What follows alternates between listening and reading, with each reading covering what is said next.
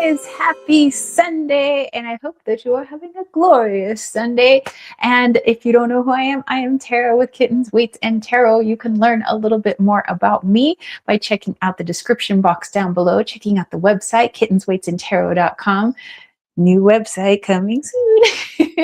And also checking out the handmade items, magical item shop over at Desert Cauldron, which will eventually be on the brand new website as well. I'm so excited. I can't wait for all of that, but in due time, my friends. All right. So welcome, and I hope that today has treated you well. I hope it's a gorgeous day, no matter where you are. Maybe you have a beautiful snow day, or maybe it's a wonderful rain, a nice cleansing rain, or perhaps the sun is shining just as it is here in the White Mountains. So, all right, as we do, let's go ahead and make ourselves a tea. I was kind of feeling roses. You know, when am I not feeling roses? So, but hey, we're gonna have a tea that focuses on roses. I know that normally every tea I have just like has roses in it, but oh hey, our friend Lilith is here. She says, "Greetings, fellow Earthlings. Greetings, my friends." All right, so let's make ourselves a nice, soothing tea. We'll make the main component roses, as roses are antimicrobial, antibacterial. They are really good at antioxidative, really good for your cells, and what was I warding off? Warding off, cancer and sicknesses and all of that. And it packs more vitamin C punch than most fruits and tomatoes and things like that. So it's got a lot of good stuff in it. It's got vitamins A, B, C, and K, I believe. So there's a lot of good stuff in roses. And we're definitely going to be planting some roses here in our little home. So seedlings will be started soon. We have our truck back, so we'll be able to pick up some supplies for the raised beds, and then get those seedlings going while the raised beds have time to basically settle and compost and all that, because you don't just like fill it with soil, but you fill it with all kinds of good stuff that the forest naturally does. But we want to start that process and get it ready for our little guys when they're ready to go outside and catch some sunshine and get all chlorophylled and stuff like that. So hey, Costolini is here. He says, "Earthlings for now." Well, most of us, I guess we're just like in disguise, incognito humans. All right, so we'll make roses the main ingredient. Which roses? You know what? I'm going to use these roses first. And then I was thinking also with that calming effect, I think I want to do a little bit of lemon balm. So let's go ahead and do that. I already have my little mug all set up. We're going unicorn today because we're magical. Okay, so let's do a little juice. So like I said, we're gonna focus heavily on the roses. So let's do a whole tablespoon-ish. There's the roses.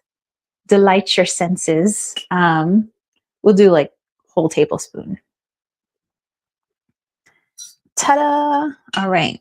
And then we'll do, you know what? Lemon balm is so, if I had lemon verbena, I would probably use that because it's kind of got a florally, limey, not like slimy, but lime-y taste to it, which is really kind of sweet and lemony. And lemon balm is less so. So I'll probably have to put a little bit more. So I might actually have to put like a whole tablespoon of lemon balm as well. Or tablespoon-ish, maybe half a tablespoon, but basically something like that. Okay, so in you go, my friend. Alrighty. And then I was also thinking for funsies, because I was like, okay, I want to add a sweetener. And I was thinking, well, we have maple syrup, we have honey, but I still have this in the fridge, some guava. Let's put a little bit of guava in there for a little bit of sweetener. I think it's going to be unique and delicious. Okay, so a little bit of guava. Lila says, planning a trip Costolini. Costolini's like, and Earth, we're out. All right, so we already have our hot water, and that is going to go in here, just like so.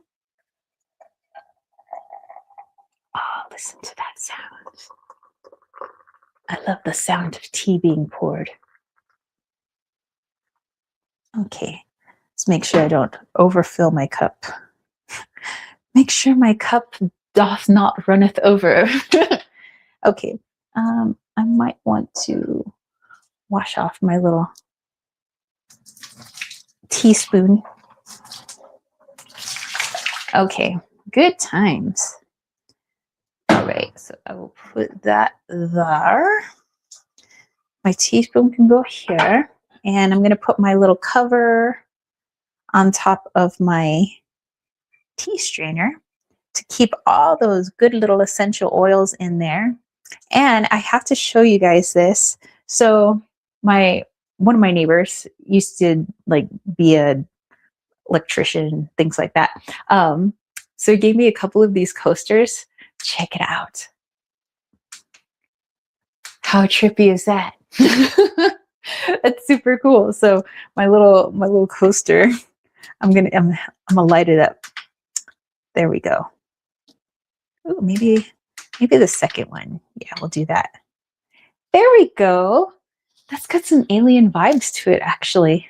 Speaking of everything going on in the world, it's like, well, one of my friends was just talking about that. She's like, she said that they're closing the streets and the bridge and all the stuff in New York City because even though it's a lovely day out there right now, no snow, nothing going on, they said there's a blizzard and it's coming and it'll be the worst blizzard in New York's history. So nobody's allowed to travel. So they said no e-bikes, no cars, no trucks, no buses, no nothing. They're just going to shut everything down until Monday evening. So like right now till Monday evening, because the blizzard of the century is coming. And I was like, right. So we got the blizzard of the century going, and oh, don't forget, yeah, that's right, we have aliens coming down because Project Bluebeam. And then oh, don't forget, like just as a side note, hey everybody who didn't know, the cabal eats babies. And let's see, and what else do we have going on? Like, oh, we had war. Yeah, war. Everybody panic, fear. So I'm like, wow, they really lay it on thick. Like, all right then. That's why I'm like, you know what? This tea, let's calm down the nervous system, because whether or not people watch television, it's in the collective consciousness. And I know at some level, people are feeling that. So let's just bring it down a notch. Let's see. Lila says, I have guava tea. That's pretty good stuff. Oh, nice. Cotolini says, I'm trying to get abducted, but it's harder than you think. Dude, I have so many of my friends. They're like, we go out into the places where people see things in the sky. They're like, hello, pick me up, take me, ready to go now. And I'm like, yeah. And I'm the one that used to watch Star Trek. I always tell them, I was like, if anybody should be seeing the aliens, it should be me. But, whatever. Maybe the Star Trek Enterprise will pick me up someday, and then I'm going to go continue their continuing mission to explore strange new worlds and seek out new life and new civilizations. And we'll boldly go where no one has gone before. Anyway, Lilith is over there cracking up. Okay, you guys, let's take you out to the living room. I think you're really going to love this. So people who don't know and people who watch the replay, there is a poll that I put out for the Sunday live chat. Like, what do you want to see during the live chat? Of course, there's certain things that I always like to do, like make tea, I always like to do a guided meditation at the end, and things on a nice, peaceful, healing note. But as for the bulk of the live chat, I put out a poll and I put like it's like 3 or 4 choices, like, hey, what do you guys want to see? And for this week, people who are my subscribers and get to see that poll, and people who are my patrons and my YouTube members, love you all.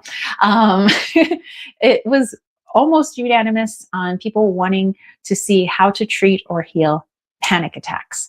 So I think you're going to love the exercises. It's a variety of exercises because, treating things and healing things is not a one size fits all. And don't forget that there's so many layers. We have the spiritual layer, we have the energetic layer, we have the emotional layer, we have a physical layer going on it. So it's something that we have to approach with patience, that things just don't heal overnight. I mean, they could if we just like went balls in, like just like, whoa, like I'm just whatever. There are no more traumas and I'm just like going in on it. But human beings rarely work that way. So let's have some patience and love for ourselves, hence roses in the tea. And let's look at some different ways that we can work on tackling, panic attacks, and maybe even look at the spiritual reason why that might be occurring. Of course, it might vary obviously from person to person because certain things arise, but there might be a different reason behind it, a different trauma behind it, or a program belief, and things like that. So we'll definitely take a look. But I'm excited, and hopefully you'll be able to use any or all of those suggestions, or maybe use it as a jumping off point for, your own healing practice. So I'm excited for this. Let's see. Lila says EFT. I am not familiar with the acronym. Okay, so let me bring some things back into the kitchen, la cocina, and I will be right back, my friends. Don't run off.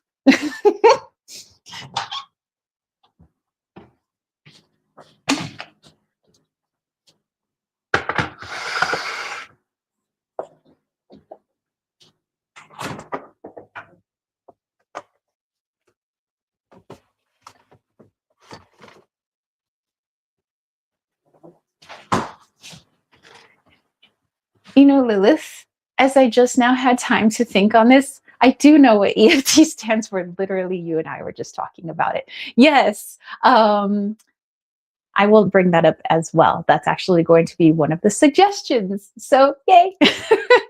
I'm just like, as I was putting the guava away, I was like, oh, sometimes your brain just needs time to process things. Okay, or at least my brain does. Okay, I'm going to take my little tea mug out, and I'm going to bring you guys with me. How about them apples? And then I'm going to come back for the laptop, so I know what you homies are saying. Okay, into the living room we go.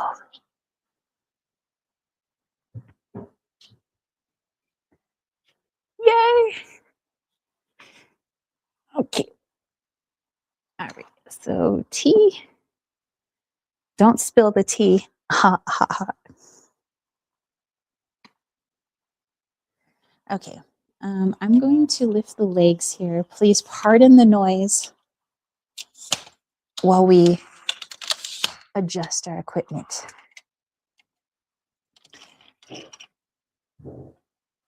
Okay, there we go.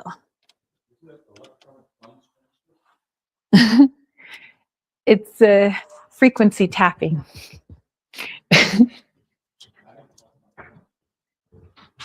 Electronic ones.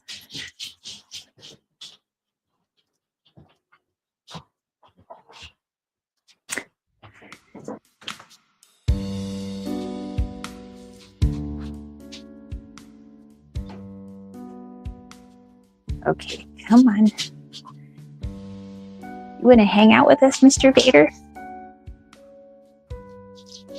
Want to hang out with our friends? Okay.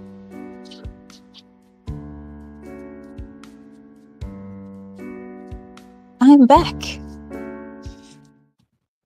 All right, I just had to grab the lappy top. All right, here we are. Welcome to my little corner of the world. And thank you all who hang out with me. I enjoy you all and appreciate you all. Okay, so before we get into the goody goods of today's live chat, I do want to, again, as always, because I'm grateful for all the subscribers. So everybody who's subscribed to this channel, who hangs out with us during the live chats, hello, live chat crew. Everybody who, watches videos, comments, has suggestions, ideas for future videos, things like that, and shares them. Thank you all so much. Love you guys. And also for my YouTube members, like, Costalini, who has a cute little kitty head right next to his name. That's how you get to see all the YouTube members. But Duality Tales, thank you. Of course, Costalini, Cinnamon Girl 8611, Jonathan Cleese, Nancy from Crohn's Intuition. Thank you. And also to my lovely patrons, Linda and Sugna Baby and Aaron and Joel and Oz and Palu, Brandy, Brian, Lily, Crystal, Easy Does It, Dana, Jamie, and Ashley. Thank you. Okay. So let's see. Lila says, oh, the tapping I told you about. Yes. And Lila says, Eldram, spill all the tea. Yes, spill it all. Tell us all. Enlighten us. Okay. So first, I do want to have a sip of my tea before we jump into all the nitty gritty. Let me see if it's even ready yet. It might not be ready, but we'll see. I mean, roses steep pretty quickly. It's not like they're a root or anything. And the lemon balm was powdered, so that mixes pretty quickly. Let's just...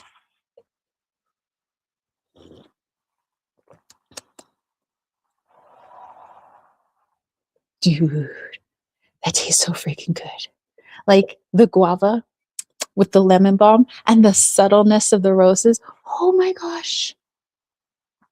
Okay, I'm going to let that steep a little while longer because I want the roses to enhance a little bit more.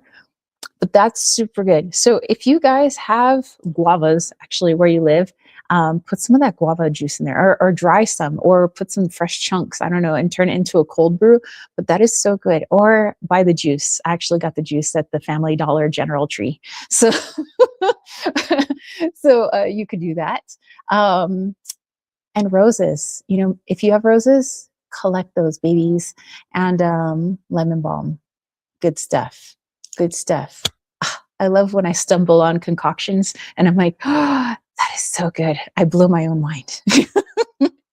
Okay, so let's go ahead and first get into what you guys asked for, and it was treating, healing panic attacks. And then we'll get into our herbal ally for this week and see maybe how you can utilize its message, its energy, perhaps physically utilizing it, or spiritually, however you would like to do that. You can already kind of see our little herb that we're going to be diving into is back here, but you probably cannot read the name yet. So we'll look into that. And then afterwards, we'll do our healing guided meditation as we do. Okay, so let me open up my notes here. Mana. Okie dokie. Artichokies. Okay, so panic attacks. First of all, I don't know if people actually want to share, but you could do the little hand raise symbol, or you could do Spock hands. I don't know. It's up to you guys if you've ever experienced a panic attack. I have experienced a panic attack once, and for a good while there, I remember I had anxiety because I was anxious that I would have another panic attack. And I was actually telling Riley about it, but it wasn't like I was in some sort of crazy stressful situation. It wasn't like I was hanging off a mountain cliff somewhere and I was like, oh my gosh, I'm going to fall, or, something like that. I was literally having probably like the best day ever. I had a great surfing session in the morning. I used to surf like all the time because, well, the duplex that I lived in was literally on the beach. All I had to do was walk across one street, crawled across the train tracks, crawl down some rocks, walk across the sand, boom, I'm in the water. So I loved a surfing area, my longboard. And so I had a good morning surf session. I will say that my diet was pretty crap at the time. And how old was I? I was like 24. I subsisted off of Eggo waffles, apples, and the occasional chicken pot pie from the dollar store. Like I used to go to the 99-cent store to go get my Eggo waffles and my apples and my chicken pot pies, because I wasn't loaded with cash or anything. So I got all my food at the dollar store. And so that probably didn't help my mental state by eating garbage. But anyway, so had my breakfast of champions, had my Eggo waffles and an apple, stack of probably 7 or 8 Eggo waffles and an apple, and then went surfing, and then decided, I forgot where I was going, but I was traveling on the 405 freeway, and I had a little blue Chevy Cavalier at the time, and I named it Scooby for some reason. And so I kept a stuffed animal that looked like Scooby-Doo in my backseat, had the top down, radio was blasting. If I recall, Alice in Chains was on the radio. I was singing, I'm just having fun, sun shining, winds in my hair, I'm in the fast lane. There's always traffic on the 405, but it was a little less so, but still crappy. Anyway, so I'm just going along. I was like, yeah. And I remember I'm just driving. And then I felt weird. Like my hands were getting cold and numb all of a sudden, like kind of tingly. And I was like, what is this? And so I'm like trying to hit my hands on the steering wheel. I'm like, what the heck's wrong with my hands? And then all of a sudden I started to feel like my whole body was feeling cold, even though must have been like 80 some degrees that day, a beautiful day. And I was like, what is happening? And it was like head to toe. And then all of a sudden, like a cold sweat is happening. My heart's pounding out of my chest. I'm like, whoa, I think I'm having some sort of medical emergency. I think I'm dying, or I'm having a heart attack, or like, what the heck is going on?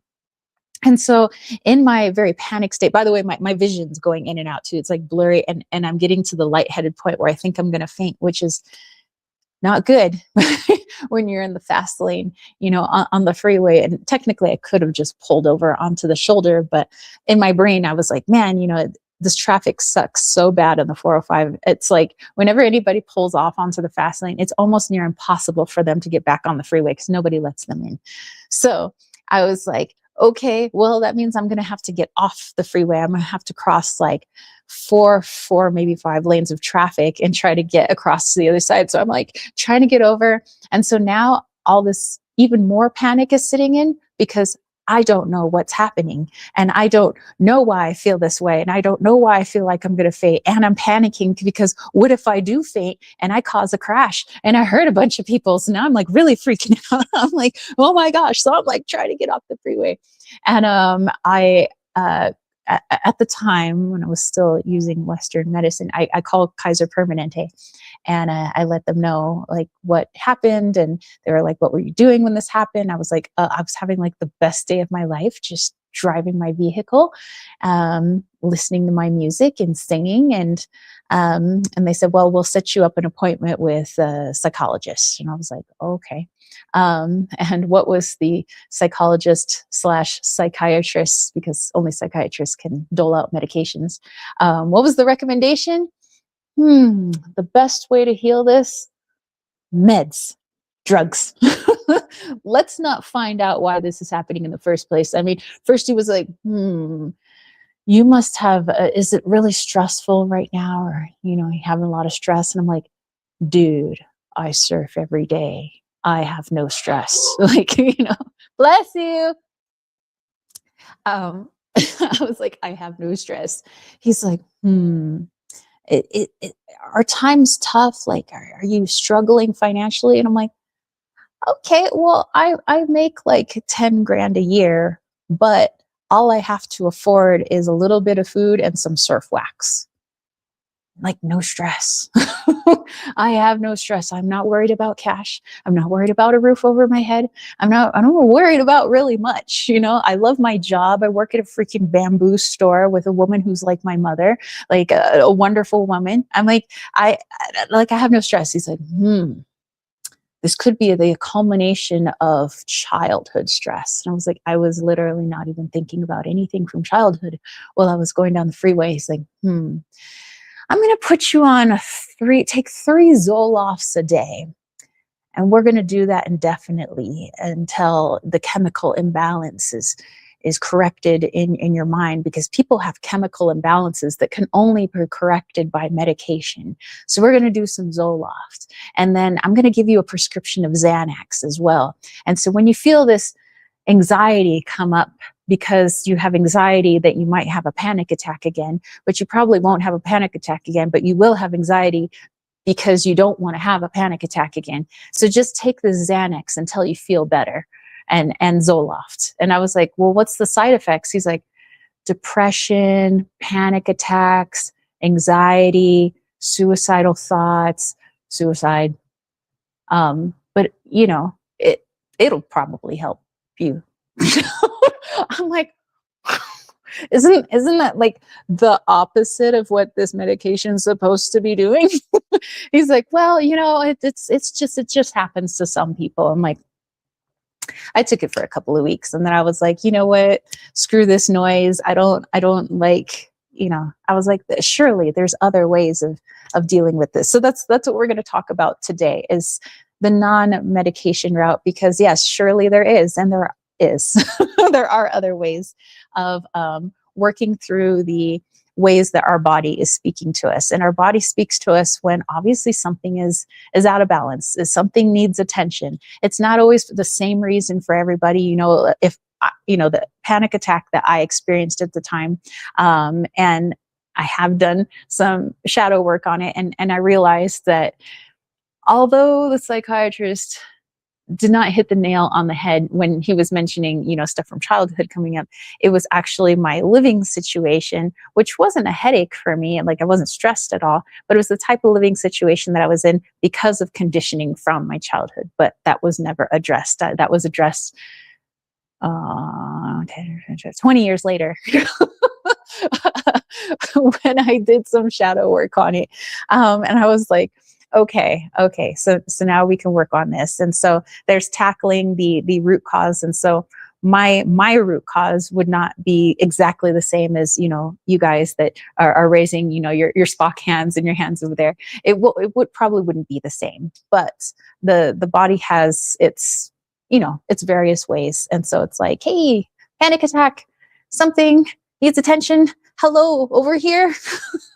Needs some help, and so yes, we treat the outer symptoms, but we also have to treat what's at the core as well. And so the exercises that I'm going to relay to you guys today, and some of the things that you could do, are meant to be in conjunction with the healing work that you're already doing. All the prayers and all the inner work, and maybe you got Jesus by your side trying to tackle some of those things, look through those things, and realize, hey, you know what, we're here in the present, and I can just kind of look at this kind of remotely, and we're gonna just reprogram all of this, and we got it handled. So however it is that you go through your healing work, hopefully you can add these to your repertoire, your healing repertoire. All right. Hey, Heather's here. What's up? She says, lurking, working, loves to you all, darlings. Loves to you as well. All right. So let's go ahead and dive in. All right. First things first, and I'm probably going to move the camera at some point, because I'm going to show you guys a few yoga poses. No, you don't have to be Gumby to do these yoga poses. That they should be. I'll show you some modified versions, especially maybe for people who can't stand up and might need to do it from a seated position, I'll show you a couple of different ways for those. But they're just nice and gentle and relaxing. So don't panic when we get to the yoga. Some people are like, I cannot put my leg behind my head. Nobody's asking you to put your leg behind your head, okay? All right. So let's start off with aromatherapy. Now, again, these are just suggestions. You might find that there are certain herbs and certain essential oils that you like breathing in, and you're like, man, they just calm myself down. I was, I have to like break away from the term that I learned from my best friend's wife. So I don't say it all the time on YouTube. They'll probably dig me at some point. But anyway, just calm myself down. I love the smell of lavender, and I know a lot of people love it. I know that there's been all these studies about lavender creating a calming effect. It tends to, settle the mind and can even put us into like beta mode, and we're just like, just kind of calm down. Some people put little lavender pillows, such as myself. I sewed a little pillow like this big, and I put it underneath my actual pillow that I sleep on so that I can smell that lavenderness. Also, remember when we made a little like lavender spray, a little lavender hydrosol?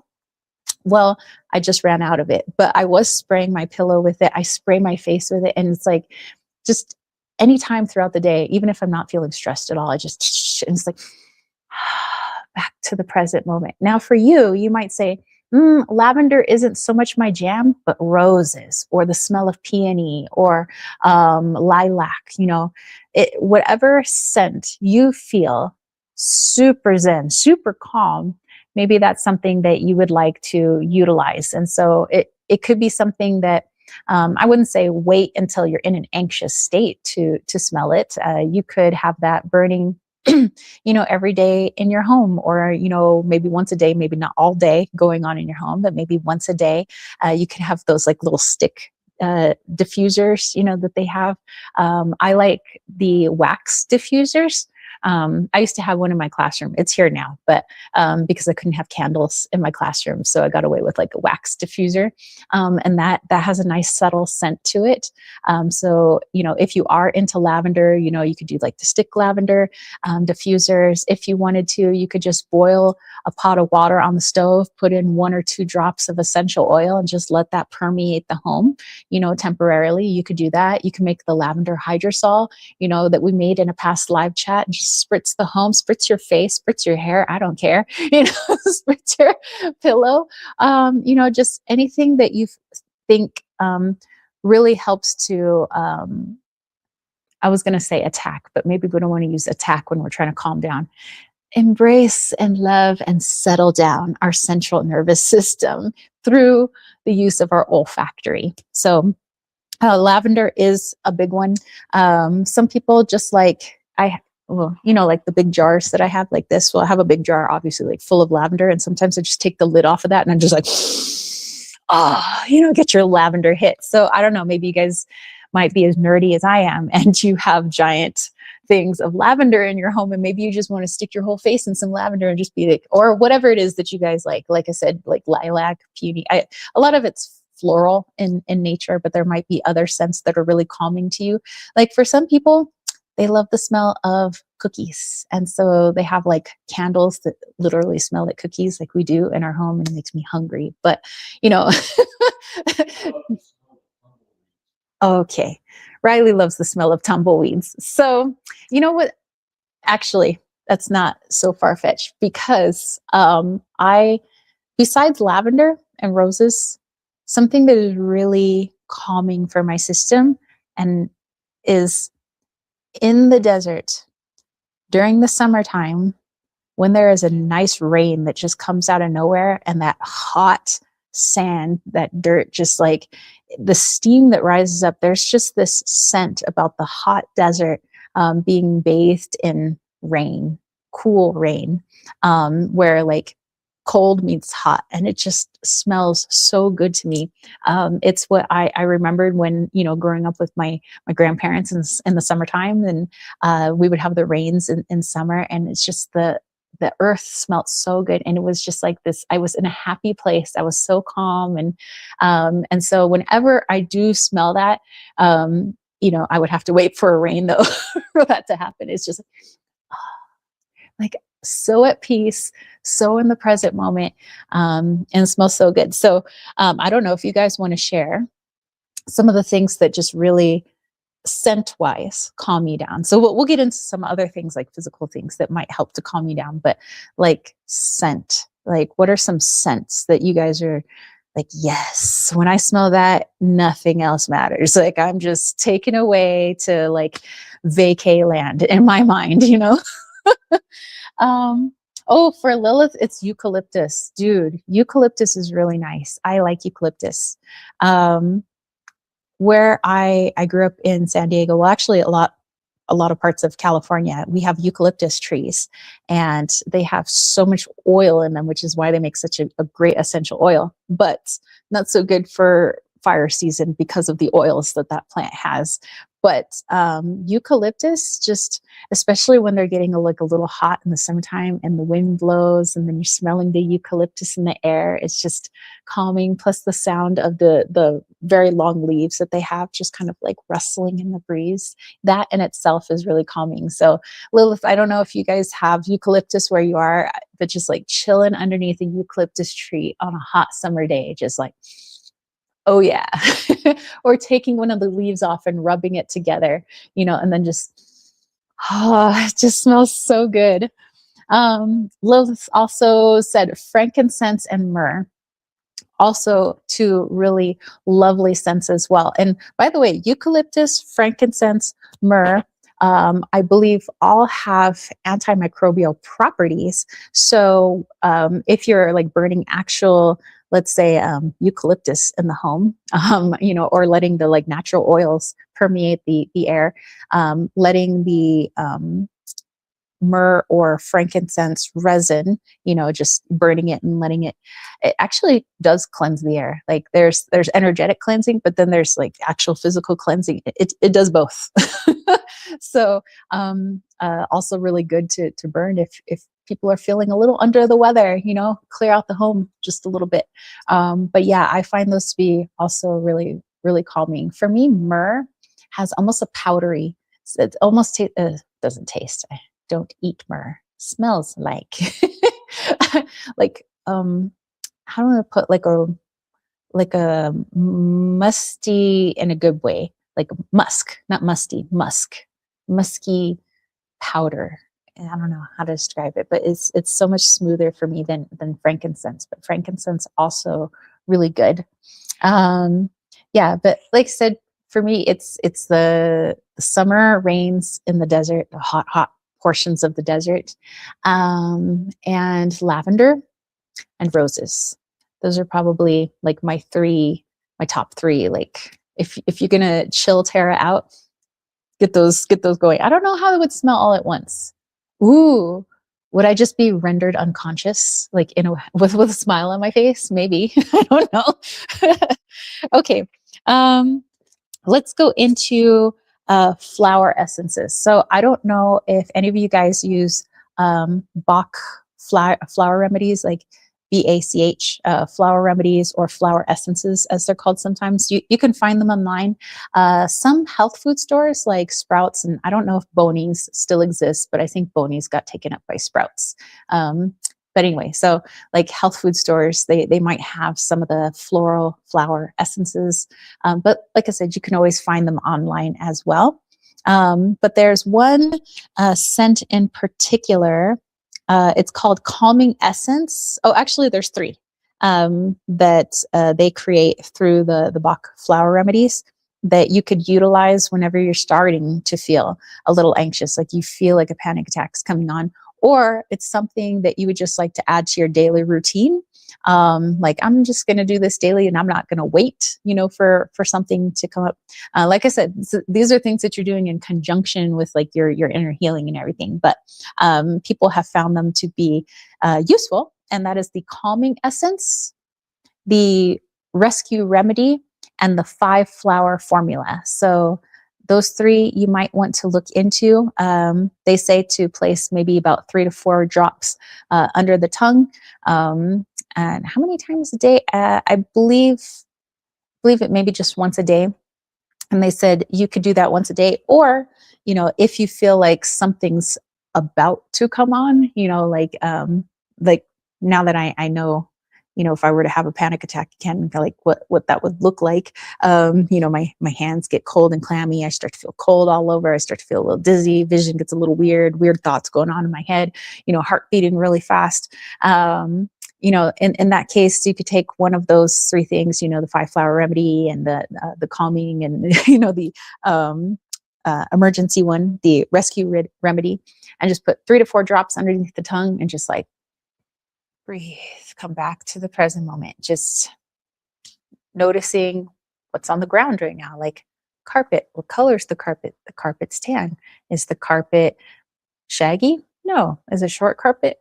Yeah. Just coming back to the present, anything that brings you back here while the flower essences do their thing. And then later on, when you're not having, a panic attack, or maybe you thwarted it and it's like, okay, time to go in and do a little bit of work. Why did that come up? What's going on? Body, talk to me, goose.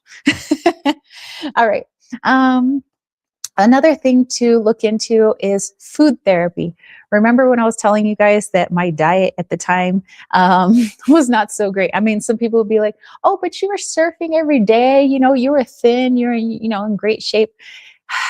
It's not so much about what you look like on the outside, but it's what you're putting in on the inside. So, just eating Eggo waffles, super, super processed, full of chemical dumb,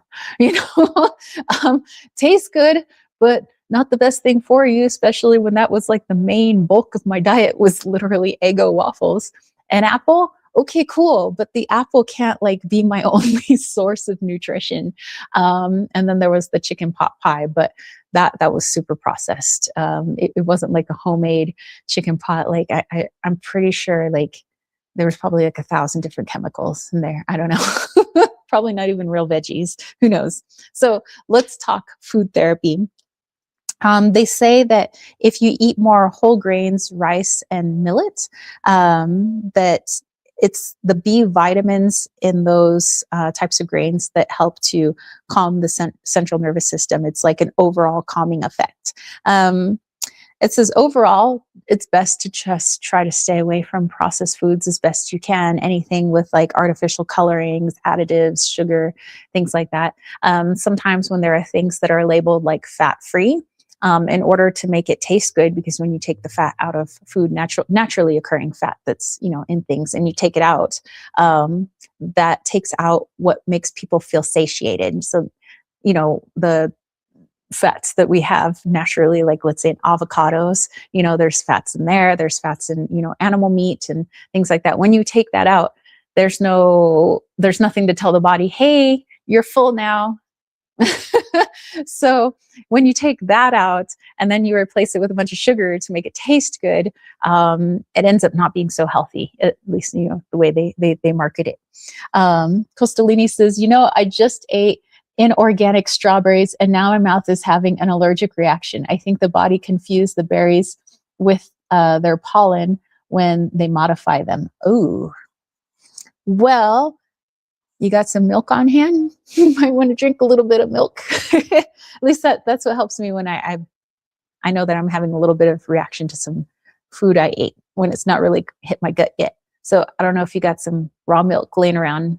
I know you guys probably have some raw milk laying around. Maybe take a little swig of that, see how that helps. But there is a list of some other foods that you guys might want to look into, and just like start incorporating it more into your diet, start moving out as much as you can, move out those foods that are, high in preservatives and food colorings and additives and sugars and things like that. And as, you move them out and move in some of these other things, note and see if it's having a change on your physiology, a change on your mental state, emotional state, energetic, spiritual state, maybe. And if it is, then good on you. Keep going with it. Okay, so let's take a look at those. I think I earmarked it. I did. Okay, so things that are in the B vitamin family, that is thiamine, riboflavin, niacin, vitamin B6, folic acid, also known as folate, B12, biotin, pantothenic acid. All of those are under B vitamins. So here are the foods that are rich in those different types of B vitamins, and they are pork, wheat germ, pasta, peanuts, legumes, watermelon, oranges, brown rice, oatmeal, eggs, milk, cottage cheese, avocados, tangerines, prunes, asparagus, broccoli, mushrooms, beef, salmon, turkey, basically all meats, poultry, fish. Again, they say for the peanut butter and legumes, soybeans, whole grain cereals and breads, asparagus, baked potatoes. Let's see, ones they haven't mentioned, bananas, cauliflower, green peppers. I think I mentioned spinach and raisins, tuna, wheat germ, strawberries, cantaloupe, cheese. Might want to make your own cheese, or buy European cheese. A lot of the American cheese made by Pfizer. Swordfish, clams, crab, mussels, oysters. Let's see what else they have here. Cashews, other lentils. Yeah. And there you go. So all of those foods have a ton of B vitamins in them. So you might want to incorporate more into your diet as you maybe look into moving out some things that maybe aren't so good. I'm not saying, that you got to just eat from the earth, although maybe that's what we're working towards. I know that every now and then it's like there's like a chemical laden something, but it's just so good, but it's like a once in a while, because like once in a while, I'm pretty sure it's not going to cause a whole body disruption. Although, sometimes with some things, maybe I take that back. There are some things that will throw me out of whack that I shouldn't have. Like it throws me out of whack like right away.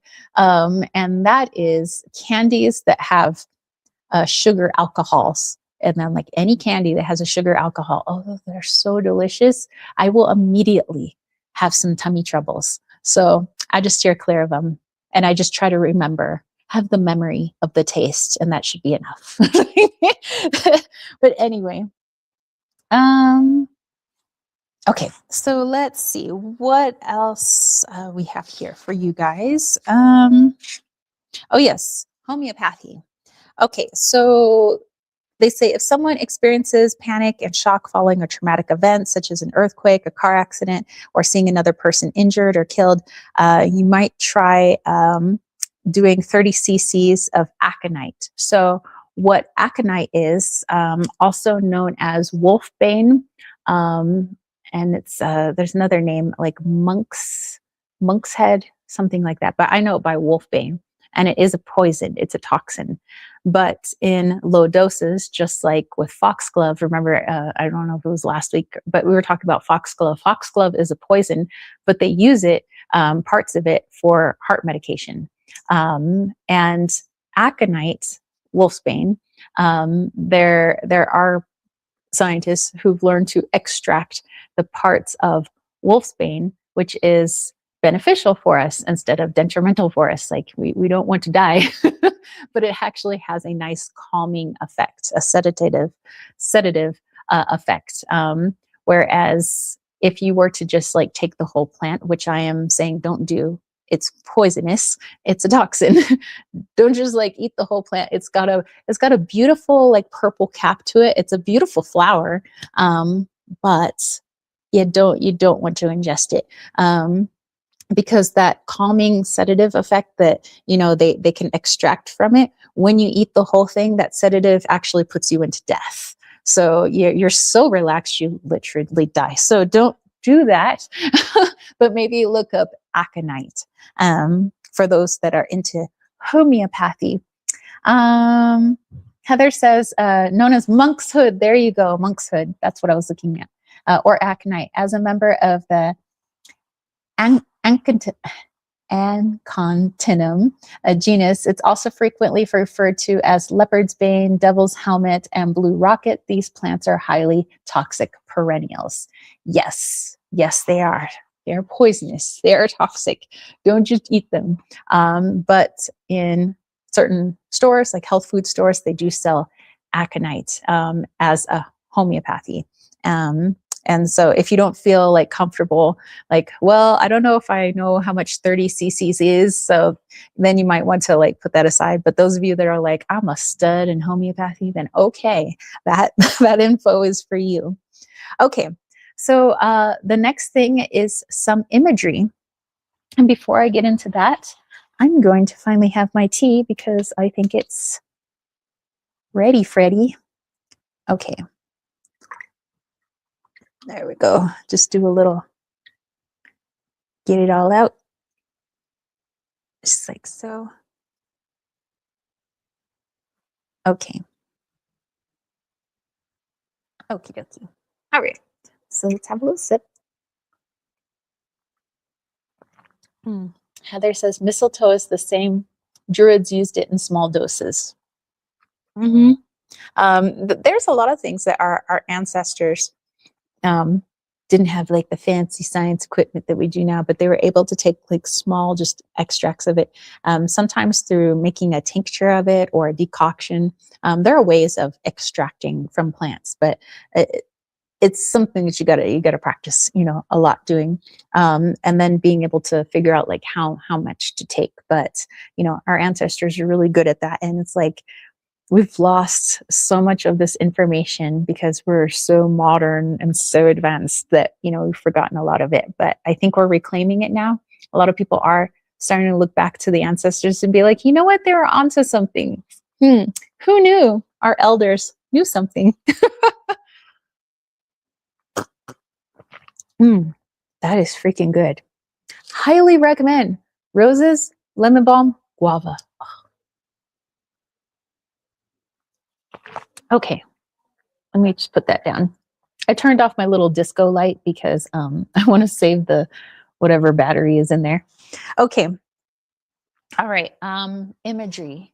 Maybe I'll move off to the side. We'll do a little imagery practice. And you don't have to say, like, you don't necessarily have to be a person who suffers from panic attacks or anxiety, but I think this would be really good right now. So, and it'll be really fast. It's not going to be long. Like, our guided meditations aren't that long, but this will be just fast. So I'm going to get out of the way so you don't have to stare at me while we do this. Okay, here we go. Little imagery. Here we go. Stare at our little herby friends.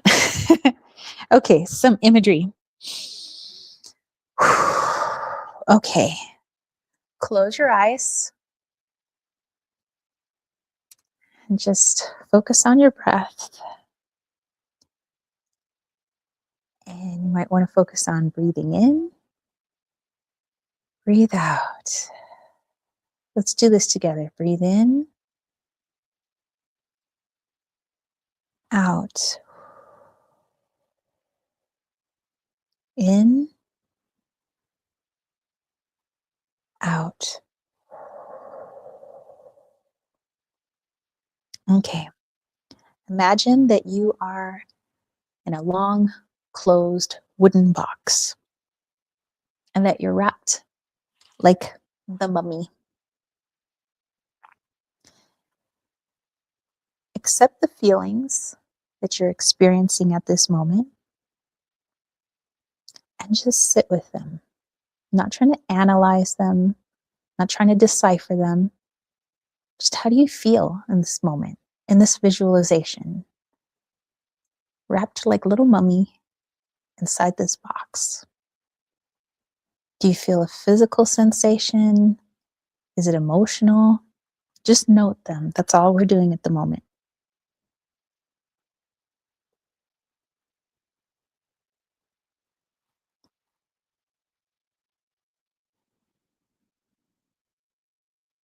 Don't forget to breathe. And then You're going to push open this long wooden box. Perhaps it looks like a coffin. Push it open. You have that ability. And you're going to step out and start taking off all those bandages, your little mummy wraps. Just take them all off.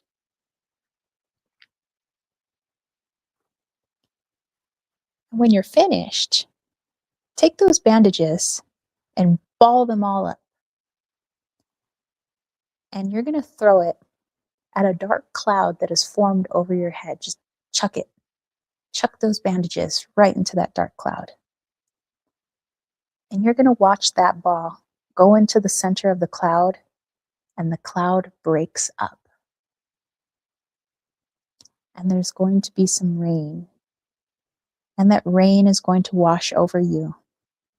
And as it does, you realized any feelings of anxiety that you may have had, any panic, they're gone.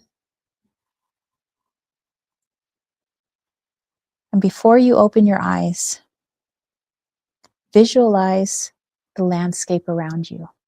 How does it look now? Now that the rain has washed it away, now that that dark cloud is gone, now that you've freed yourself from that little box, what are the colors that you see? How does it feel? How does it smell? Maybe you taste the rain. Okay, for this visualization, it is recommended that you try to complete this little 3-minute task. It could last 3 minutes if you like. We moved a little quicker, but you can do this every 1 to 2 hours until feelings of panic start to subside. So this is when you might be feeling like you're going into a stressful situation, a panicky situation, or perhaps already, you feel like an anxiety attack or panic attack is coming on.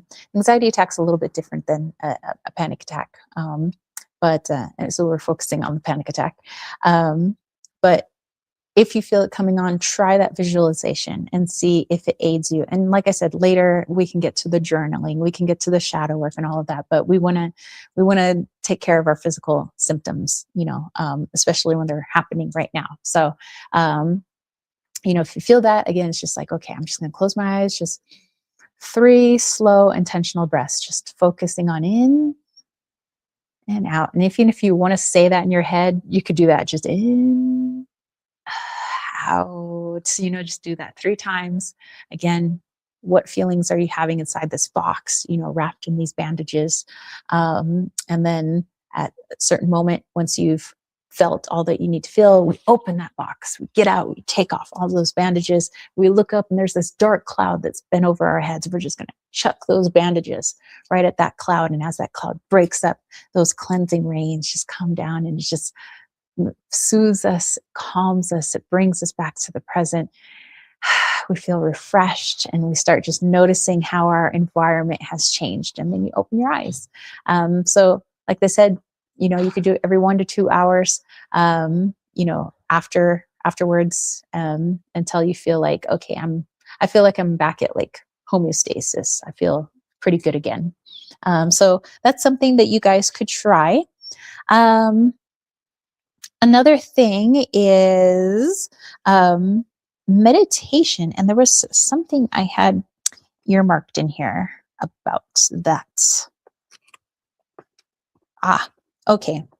I can get back to this. For sure. Okay. Here's some notes. Okay.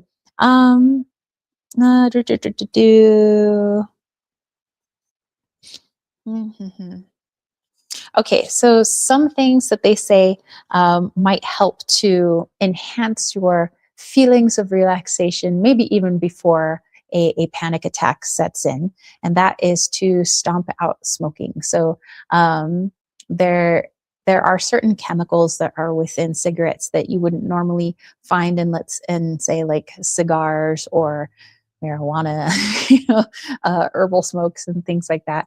And some of those chemicals have been known to raise anxiety. So although some people smoke to calm their anxiety, it inadvertently ends up raising those cortisol levels to having to need to smoke again. So smoking, something you might want to look into, and it's just probably pretty good not to be smoking many of those carcinogens into your lungs. But another thing is caffeine. Sometimes when people take in a lot of caffeine, you're already in like a heightened state of like alert. So, anything that, throws off that balance even just a little bit, it's like already throwing us into like a panicky state, and then perhaps even into a panic attack. So if you are somebody who's very sensitive to caffeine, maybe you're really sensitive to pharmaceuticals, maybe you're very sensitive to certain plant medicines, then you might also be sensitive to caffeine. May not notice it because like a lot of people are just coffee drinkers, and they're just like, coffee is my nitro, I must have it, but it could also inadvertently also keep you at like low level anxiety. So then when something does trip you up, or, perhaps some sort of shadow comes up, it's like, whoa, you're already kind of, on that state. But other things that have caffeine in them are tea.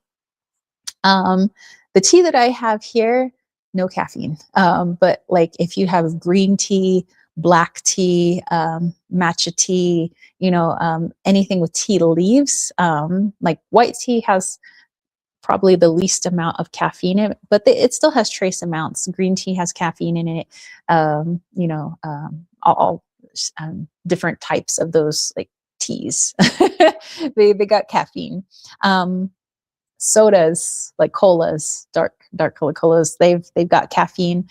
Chocolates, yes, the darker the chocolate, the more caffeine is in it, and I love my dark chocolate. And there was a while right after I had an episode with premature ventricular contractions and tachycardia, little issues with my heart. There was a while where I couldn't have any of my teas except for my herbal teas, like just straight herbs, and dark chocolate. I couldn't have my dark chocolate because I was like, oh, well, I have dark chocolate all the time. So I had some, but I was already like, because of my heart. So I like went to have some, and I was like, oh my gosh, the world is spinning. Like, no. So yeah, there was a while I couldn't have it. So yeah, there is caffeine in there. Also, another way to stay calm is through carbohydrates. Doesn't mean that you have to have simple carbohydrates. You could have complex carbohydrates. Remember, they are mentioning things like wheat and oatmeal and millet and things like that. Things are a little bit harder for the body to break down. When things are simple to break down, sometimes they break down into simple sugars like starches and things like that. They break down into simple sugars, but things are a little bit more complex. The body kind of chews on them for a while. And while it's doing that, there's kind of like this little calming effect that happens. But other things that have some good carbs for us, besides certain grains, certain people have issues with certain grains, so it's kind of up to you and your diet. But vegetables, fruits are loaded with complex carbohydrates, such as spaghetti, like spaghetti that you make. Baked beans, apples, they can all trigger the release of those stress hormones like cortisol. So something to take a look into. Also, working up a sweat. Yes, any form of exercise, whether you like to have a little dance party, that's actually my favorite type of exercise. Besides going out for hikes, is I just love to dance. I just play my favorite like EDM or techno music or house music, whenever I'm just like, so, hey, maybe you want to bust a move, for your exercise. Maybe you want to do some yoga. Maybe you want to go for a walk. Maybe you want to go for a run.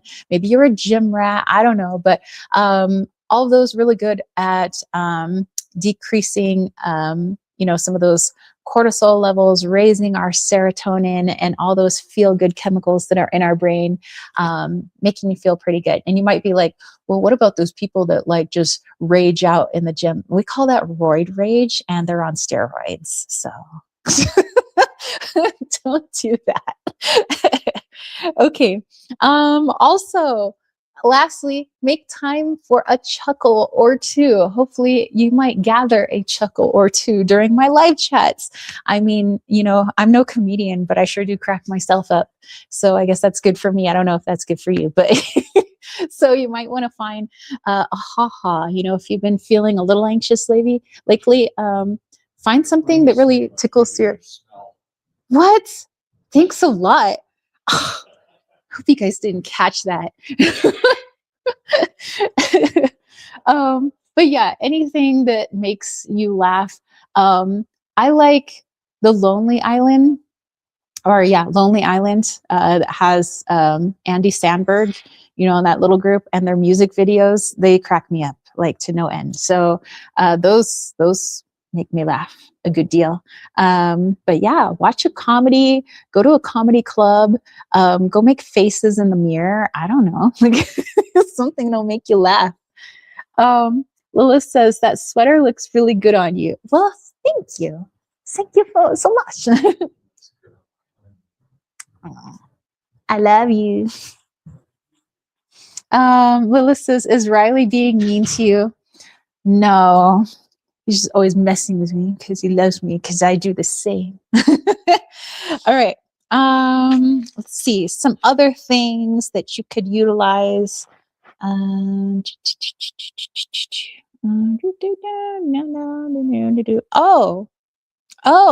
Okay. Here's one. It's a little breathing technique. Again, these don't have to be very long. You don't have to set aside like a half an hour, or just, okay. I don't know if you guys are sitting in a chair right now. Are you seated? Okay.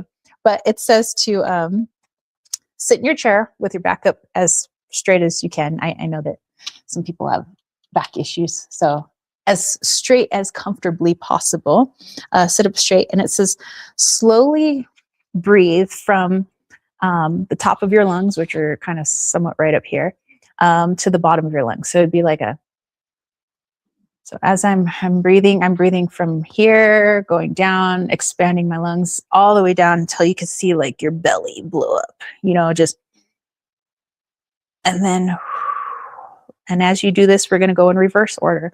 Let the belly contract. Feel that breath contract the lower bottom of the lungs to the top of the lungs, and out. And you're just going to spend I believe it's just a few minutes doing that, and see if that helps you just to come back to the present, helps to clear the mind. It helps to oxygenate the blood, because oftentimes when we're in a panic attack state, we might not even notice it. We might say, well, I'm breathing when I'm panicking, because I'm like, I'll be like, okay, well, that's hyperventilating. You're not getting in the nice deep breath that we're doing with this exercise. So when we're really panicked, or we're really scared or fearful or full of anxiety, we tend to take really shallow breaths, and we tend to hyperventilate. And when we do that, that actually raises our stress level even further, and we start to feel more panicked and more anxious. So that's why they say breath work is so important, because we actually forget to breathe. We forget to breathe deeply when we're feeling panicky. So if you can remember, even though, I know your mind might be in a different million places when you're feeling panicky, but be like, okay, I have to breathe. So nice and slow, just focusing on top of my lungs. I'm at the bottom of my lungs. I'm pushing out my gut and filling it with air. And then I'm going to breathe out. I'm pushing in my gut. I'm moving down the bottom of my lungs to the top of my lungs and out. And I'm just going to do that for several minutes, nice and slow. And so we don't have to focus on all the thoughts that are going through our mind right now. The only thought is, I'm breathing in to the top of my lungs. Now I'm moving it to the bottom of my lungs. Now I'm moving it to my stomach. Now I'm contracting my stomach. Now I'm bringing it up to the bottom of my lungs, to the top of my lungs, and out. And just focusing on that. That helps the brain to not go into fight or flight mode, where it's like, oh my gosh, what's happening? There's something happening. It's physical. I can feel it. All the things that come up. And then that shallow breath comes, which actually creates a faster heart rate, and then the hyperventilation. So we're not getting all the oxygen, which means that our blood isn't getting oxygenated. And if our blood isn't getting oxygenated, then that creates that weird tingly effect where it's like my hands start to feel like they're numb, they're tingly. I start to feel really cold all over. And that's just because we're not getting the oxygen that we need throughout the body. So we might be thinking, like I thought when I was in my car that day, like, oh my gosh, I'm dying. Like, what is happening? And it's because I was already in probably a very shallow breathing state. I mean, I was singing to my music, but who knows, maybe I was doing some shallow breathing while I was at it. And on top of it, having a crappy meal that day, all just kind of like snowballed on top of course, the energetic reason, my living situation and everything. So it's just coming back to the breath, just coming back to the breath. So hopefully that's something that you could utilize. Let's see. Oh, they were talking about meditation, and they said for some people, they said meditation's like, again, just like with everything, it's not a one size fits all. Some people do really good with like mantras. So it's like a word like, I am here, I am present, I am here, or a phrase, I'm here, I am present, I am here, I am present. And that brings them back to the present moment. They can focus on that.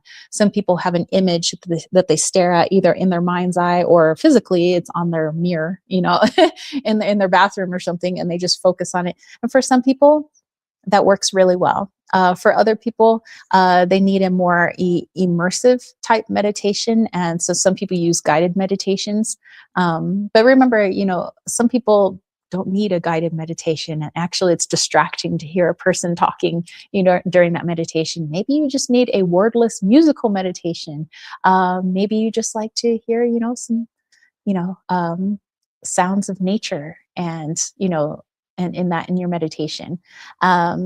Other meditations that are like more immersive are the kind where you're just not trying to push away your thoughts. The point isn't to have your brain be blank, because it's near impossible. We have this ego, and this ego just like never shuts up. It's always got like thought, so so to try to be like empty my head, you're just going to get frustrated, and then you're going to be like, I can't meditate. Instead, it's more of a passive thing. So like a thought comes in of like, ooh, I have to take out the trash. I'm like, okay, that's cool. Next. And then it's like, oh, and when are the hummingbirds coming back? Okay, that's cool. Next. So instead of giving it attention, like, oh yeah, I really like hummingbirds, I wonder which hummingbird's going to come back, instead of like going into the thought, just notice the thought and move it along. Like, okay, I see you, but I don't have time right now. I see you, I don't have time right now. Just keep it moving. And in that, we just continue the breath, see those thoughts, keep them moving along. If you want, you can start feeling into your body. Like, how do I feel right now? Do I feel hot? Do I feel cold? Do I feel nervous in a certain part of my body? Do I feel aches and pains? Do I feel happy? Do I feel sad? And it's just really doing like this body check, which is why I try to do different types sort of, of meditations at the end of our live chats, because I know it's not a one size fits all, so some of you guys like when I'm speaking during the meditation. And so I do those. Sometimes people like music, which is why I play music sometimes. Sometimes people just, if it's got some nice sounds outside, sometimes I just will put the camera out there and you guys can just hear all the wonderful sounds of nature, and that'll be pretty calming for a meditation. Sometimes I'm asking you guys, when I say focus on the breath, where's the breath in the body right now? I'm trying to get people to feel into their physical body, feel into their emotional body. So I actually try a lot of different types of meditation techniques with you guys, hoping that somebody's going to find that certain meditation useful. I know not all of you guys find it useful, but that's why I try different styles, So the same for you when you're on your own. And if you're like a person that's like, I just can't meditate. Maybe it's because we have a preconceived notion that we have to be some sort of like monk on top of a hill, in lotus pose, just like, I have no thoughts in my mind. Like, it's not. I mean, maybe that works for, people reaching nirvana, but I'm not there. Let's see, what are some other things? Do, do, do. Oh, this one was interesting. Okay, so it's they said, actually, what I was saying before, remember when I said sometimes when we're panicking, we have very shallow breath, or we're hyperventilating, so we're not getting enough oxygen, we're not oxygenating the blood, the body starts to feel really cold because the circulation slows down.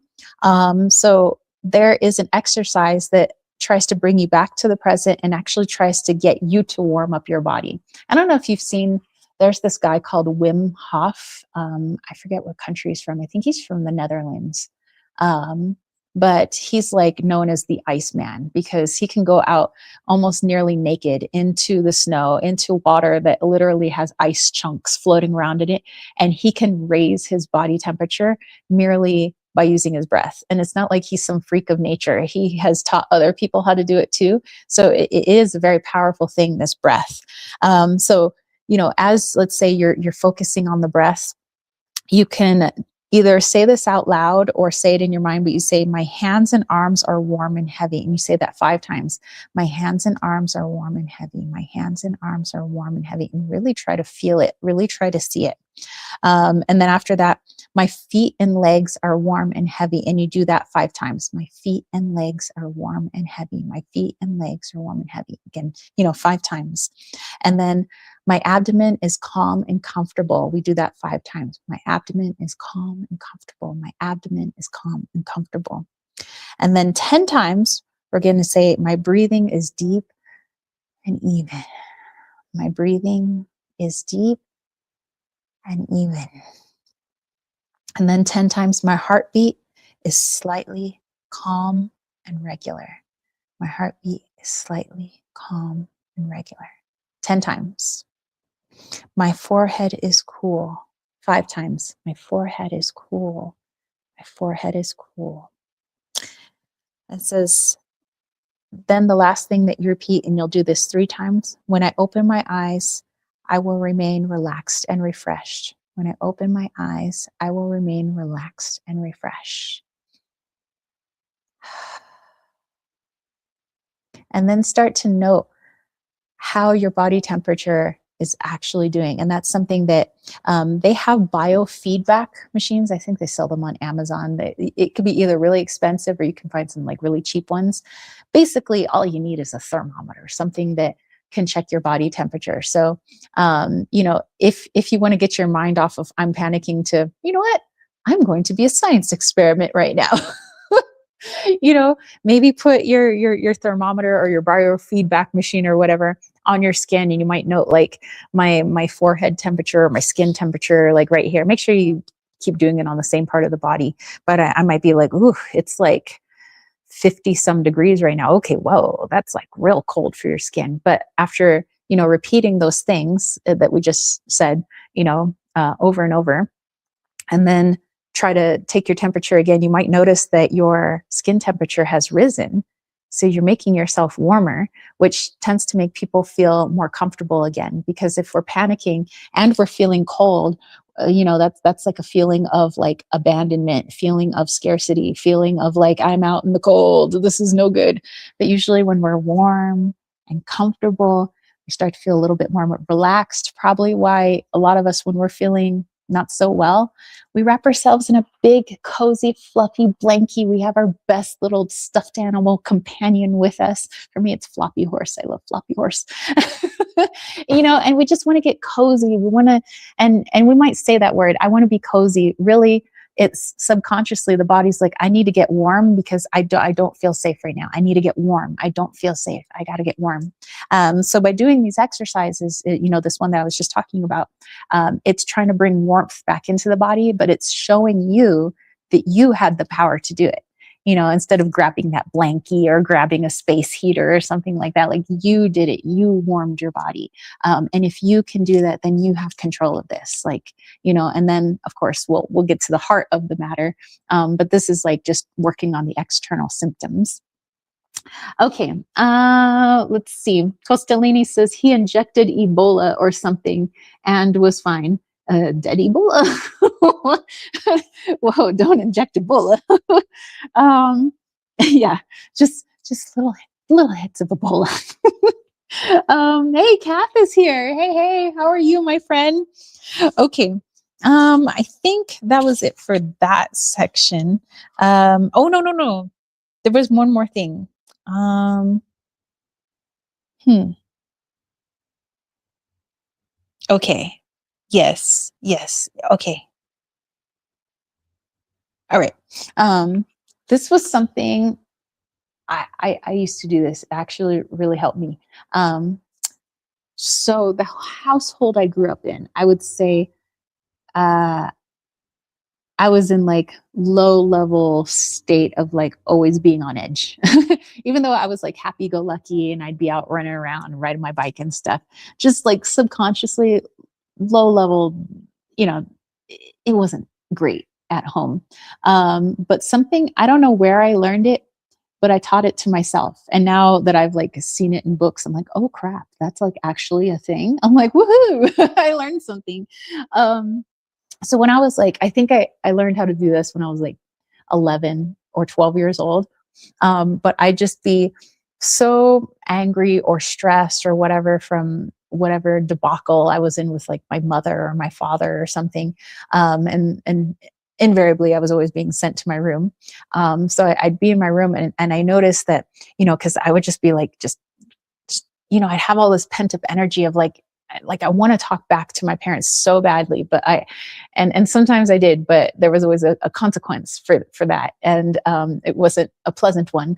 So it was like I had all this pent up stuff, so much I wanted to say to them, and so much I wanted to express, and it was just like getting all pent up, and so I'd just be all angry in my room, and so at a certain point I would clench everything up. I clench my eyes, clench my mouth, my teeth, I clench my fists, I clench my shoulders, and I would just let it go. And I'd be like, oh crap. Ooh, I feel better actually. And so I would do that. I would try to tense myself as much as possible. And then I'd let it go. And I'd be, and it was like, and then I would get all my piss and vinegar out. Basically, I'd just be like, okay, well, I'm cool. I'm cool. I mean, I'm still mad at my parents, but I'm not sitting here like vibrating with like, and later I would try to talk to them in a more calm tone when they were more calm as well. So I'm not saying this is like how to solve family issues. I'm just saying that when I was feeling all kinds of stuff all at once and I was feeling really tense and it seems counterintuitive, but apparently that's backed up by science that when you tense the muscles really hard to the point that they're shaky, you just hold it there for like 10 seconds if you can. Just hold it for 10 seconds and then release. It's like, whew, yeah, baby. And that's why, sometimes people feel really good after they work out, especially when they're doing weight training, because it's resistance, instead of them standing at the gym, looking in the mirror going, they've got weights, right? They're like, you're lifting these weights. They're putting time under tension. They're putting their muscles under tension. And then when they put those weights down, it's like a whew. They might feel tired and exhausted, but they feel pretty good. It's a lot of release of those really, really good hormones. So you don't necessarily have to hit the gym, if you're not really a gym rat, but if you want some of what those gym rats get, then maybe try that next time you're feeling I feel a little panicky, I feel anxious, I'm going to tense myself into a little rock for about 10 seconds. And you can do it bit by bit. You could just do it with your eyes for 10 seconds, then clench your jaw for 10 seconds, and then try to clench your neck for 10 seconds, then try to clench your fists for 10 seconds, and then maybe your arms for 10 seconds, then maybe your butt and your legs like for 10 seconds, your toes for 10 seconds, and then see how you feel afterwards. Maybe you still might be having, certain feelings about things, but it's not so much felt physically. You kind of, you taught the body to release that. So that's something that you could try. Alrighty. There was one last thing in here, one of my favorites, and that is yoga. So, okay, this is where we're going to get a little bit of movement feel free to do this with me. It's literally, it's only 3 exercises. You know? And like I said, you don't have to be Gumby to do this. You don't have to be super flexible. I'm going to try to see if I can find any modifications for people who might need those modifications. Okay. I get to tap into my personal trainer repertoire that I have going on in my head. Okay. I'm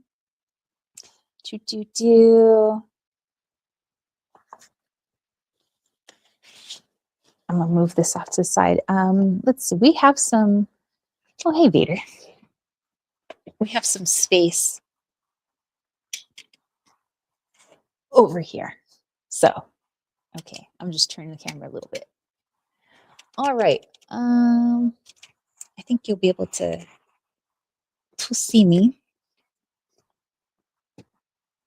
Okay.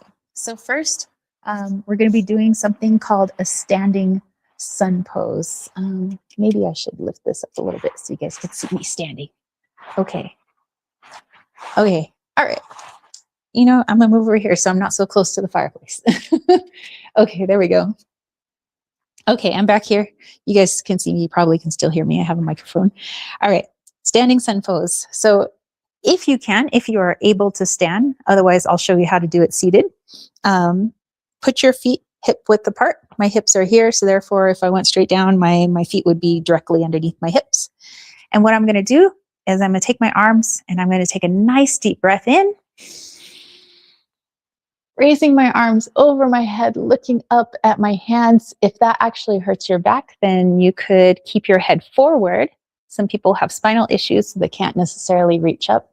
Some people have trouble getting their arms up all the way. So do what is comfortable for you. You don't have to do it exactly like me, just what's comfortable. So again, we're going to breathe in as we raise those arms up above our head, and then we're going to bring them down until we're just like hanging like a rag doll. Now, if hanging at the waist is something that, you know, for some people, it might place a little bit of tension on their hips and lower back, then you might just want to hang here or wherever is comfortable. Maybe you're just hanging, you know, allowing the upper back to relax. Maybe for some people it's here. For some people it might be here. For some people, they're going to hang all the way down, even maybe grazing the floor with their fingers. If you're a little bit more advanced, which is not me, but if I were a little bit more flexible, I would actually grab the back of my calves and I would try to put my forehead to my knees. That's if that feels good to you. For me, I would be stressing out. I would be like, that doesn't feel so comfortable, so I don't do it. But some people could. Okay, so just allowing yourself to relax. And then if you want, go ahead and place your hands on your shins and try to flatten out your back like somebody's going to put a teacup on your back.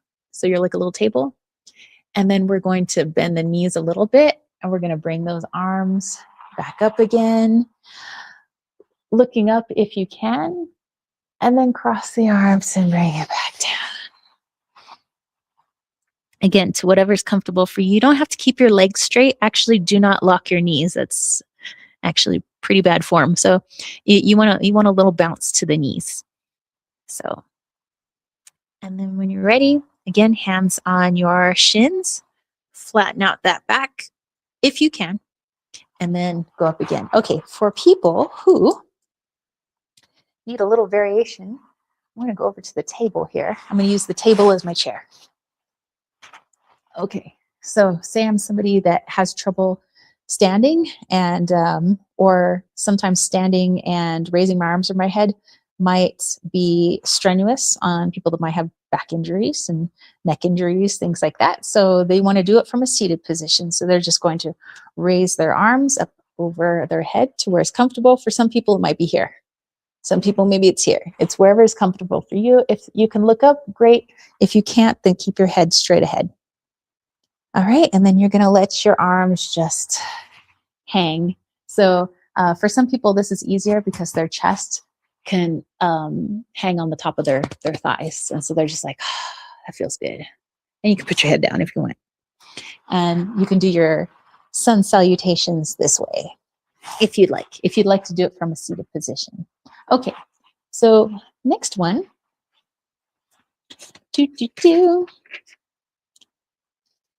Not that one. Aha. We want to go do the okay. Oh, this is fine. Yeah, you guys can still see me. All right.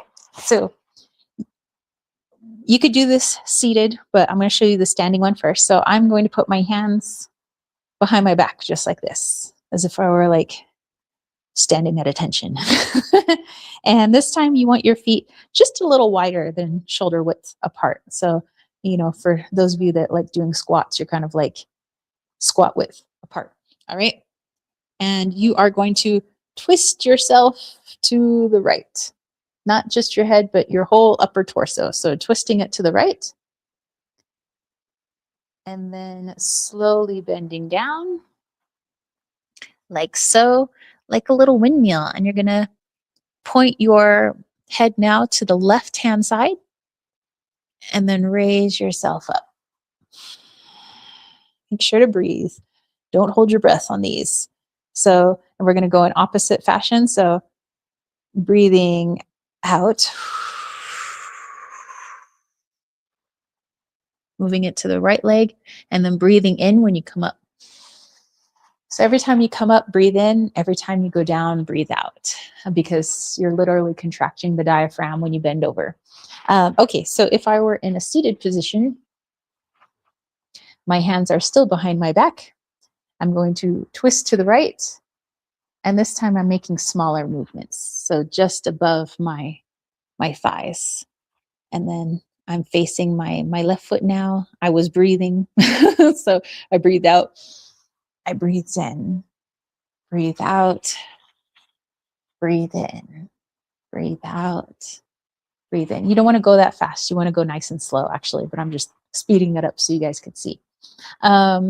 And what's nice about these exercises is they're actually strengthening as well. And oftentimes, as people start to feel a little bit stronger, that also aids in, working through panic attacks. Okay, there's one more exercise that I think you guys are going to like. Like I said, you don't have to be super Gumby, for these. And you do what's comfortable for you. There was another one. Yes. Okay. This one, I do have to point it down so you can see me. All right. Okay. If you can, and this is seated, so nobody's standing in this one. Oh, there you go. You see my tootsies. If you can, have your legs straight out in front of you. If that's not comfortable for you, you might want to have a little bend to your feet. Okay, or sorry, your knees. But if it is, go ahead, straighten out your legs. So I'll show you this version first.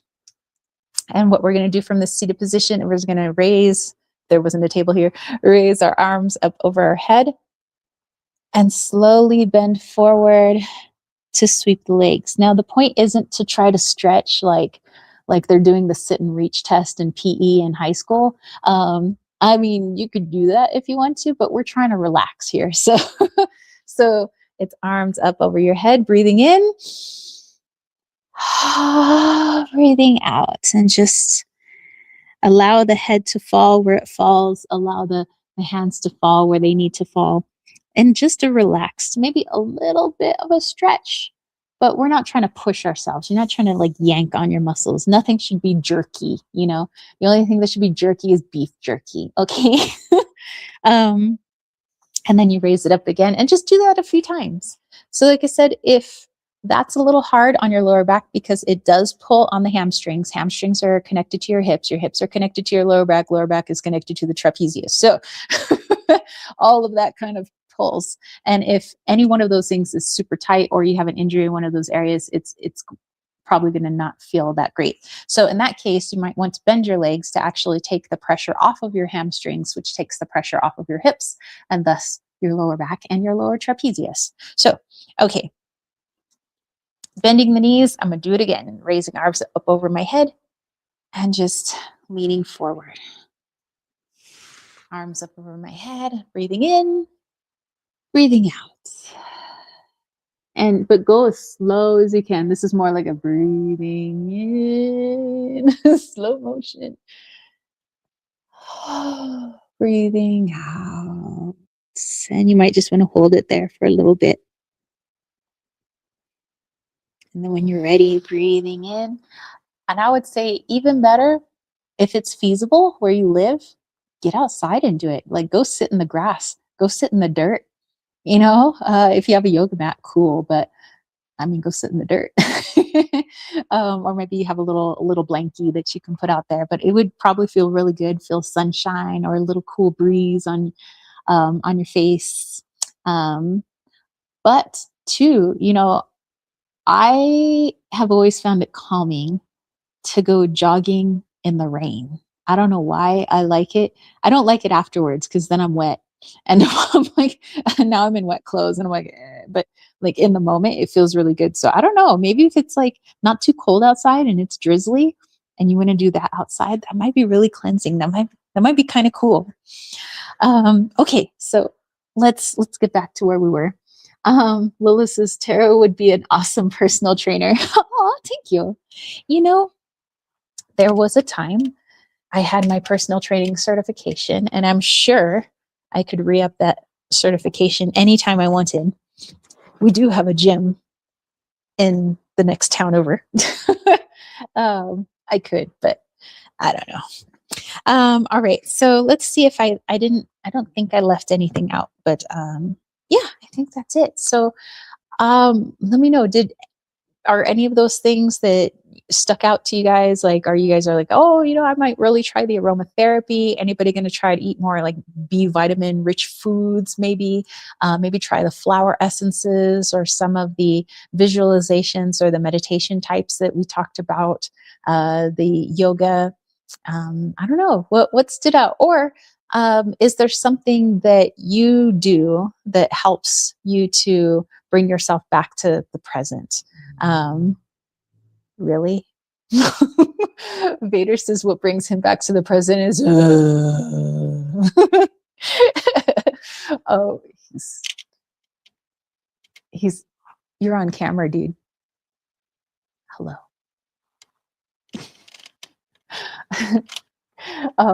Maybe just laying with your dog or your kitty, or might be relaxing for you. Okay, so also the EFT, which, Lilith, if you would like giving the translation of what that stands for. I did do a little research onto what it is, but I actually forgot what the acronym stands for. I know what it is, but but I know the last letter T is for tapping. So there, you guys can look it up. You can look up EFT. You can look up tapping techniques. And I've seen some people do this before. And at first I was like, what the heck are they doing? I mean, obviously I knew it was a way to, like, they're trying to calm down, but I didn't really get the science behind it. It's kind of connected to what like acupressure and acupuncture does. Acupuncture, at least the way it was described to me by my friend Dr. Wang, who'd been doing it for over 30 years.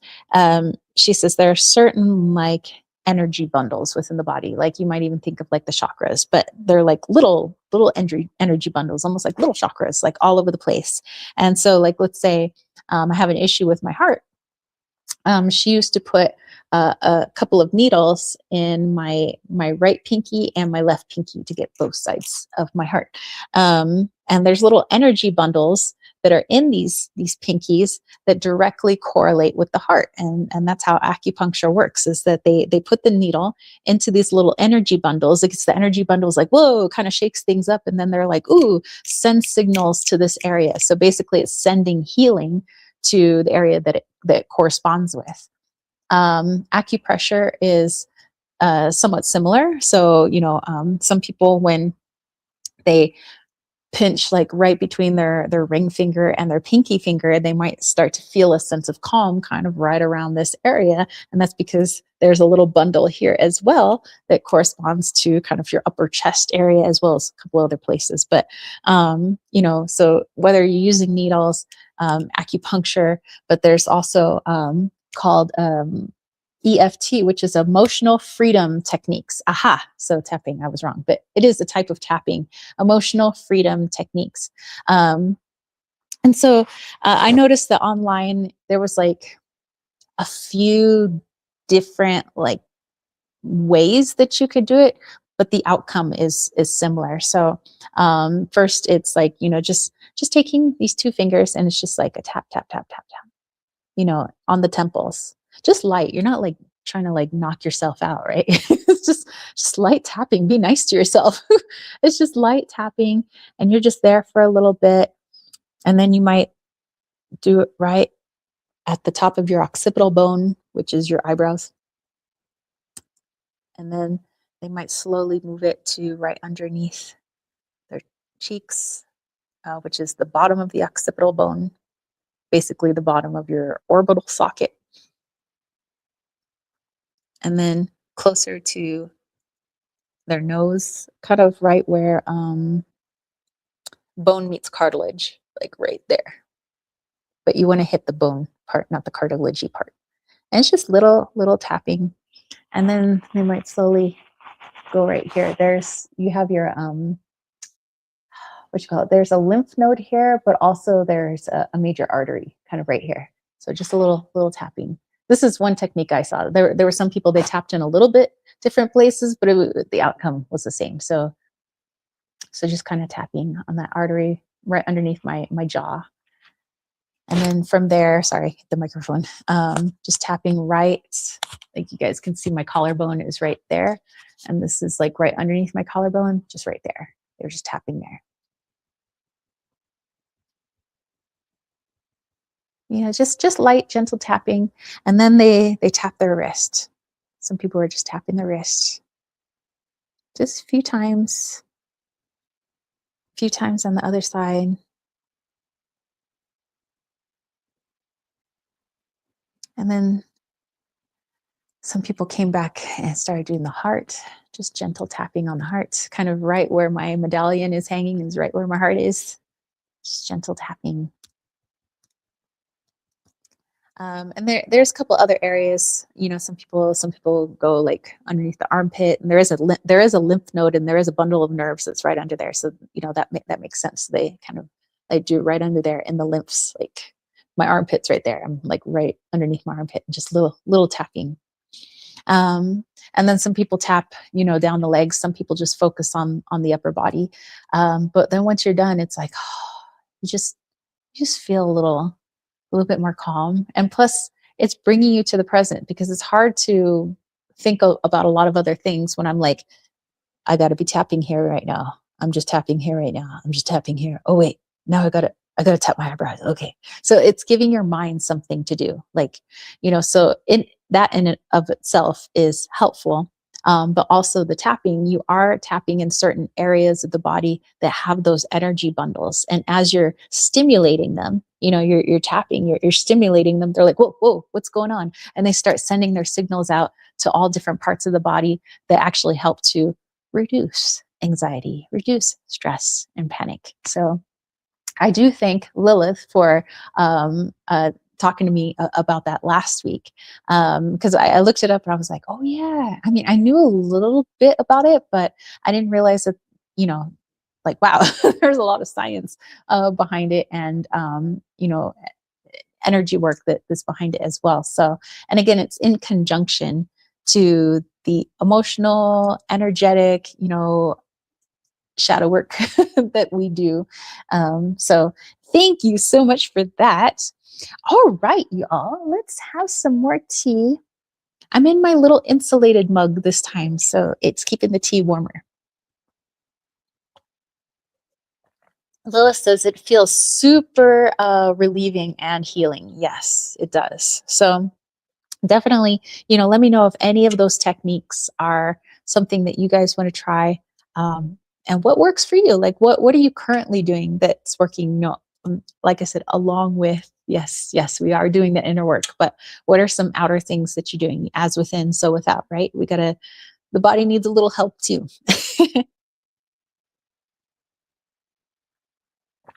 Mm.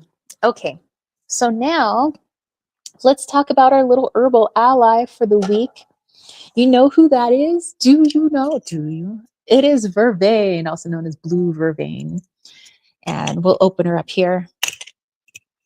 This is a happy little, actually calming and relaxing herb. Get all up in there. It doesn't smell like much, except for, actually has a nice smell. It's like a gentle, earthy smell. I take that back. You smell good. I wasn't talking crap about you at all. Okay. Um, Energetically speaking, our magical ancestors like to use vervain for like energy clearings, cleansings. They would use it for like to burn it during healing work, or if they were going to actually be using it as a tea or incorporated in foods to heal people, they used it for anything that they were doing involving love, or they wanted to promote peace, or a sense of protection, or maybe they just had trouble sleeping. And so maybe again, they would keep some vervain nearby, or they would keep it under the pillow, much like I have lavender under my pillow to help promote sleep. Some people find vervain to be really calming. So let's talk about our little friend vervain. And once we learn a little bit about it, we can see if how this might translate to this upcoming week. Which, by the way, let me know. Let's see, what did we use last week? It was one of my it was just on the tip of my tongue. I literally just had it in my hands. Why did I forget the name? Okay, I'm sorry, herb. I'll work with you later. But were you able to use last week's herb, like either in meditation? Did you make a tea out of it? Did you make it in a food? Burdock, that's what it was. I remember. Burdock is what we used last week. I was like, it starts with a B. It's not bone set. Burdock. Yeah, burdock root. So yeah, let me know like and burdock's message, like what it stands for. Like how did that translate into your upcoming week? And then I'll ask you next week how vervain was utilized energetically, the properties it stands for. Did somehow that translate or correlate to, what went on with your week? Let's see. Lilith says, Cass said, I'd need to do more of this. Recovering from trauma of abuse and my nervous system is not good at all. Well, hopefully, there was plethora of ideas here, plus some of the ideas people put into the chat. So hopefully you're able to use one or all, or, a couple of them and see kind of what works for you. Or it could just be like a fun jumping off point. You're like, well, that gives me an idea about this, always tailor it to your needs. And Lilith says, something that really helped me a lot while I was on my journey to stop smoking was to open up the hot water tap and let the steam envelop my bathroom, which kind of slows breathing down too. That's a good idea. Probably why like a nice steamy bath, which that sounds good later today. A nice steamy bath or a nice steamy shower just feels so relaxing. Like not only the hot water on your muscles, your skin just like just simmer down now, but also, yeah, it's the steam. Probably why people like those little shower melts. Ooh, maybe I could do a DIY video for you guys, like how to do like little eucalyptus shower melts and just, let them fall to the bottom of the shower and just like let that hot water just melt them. And then as the essential oil gets brought up into the steam and it just fills your bathroom with just like deliciousness and just like, so I love that.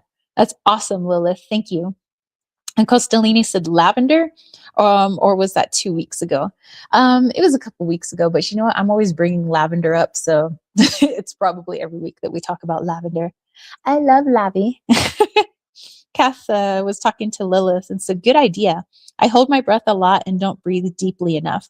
But I've been told Ho'oponopono is good also. I have heard a lot of good stuff about that Hawaiian technique.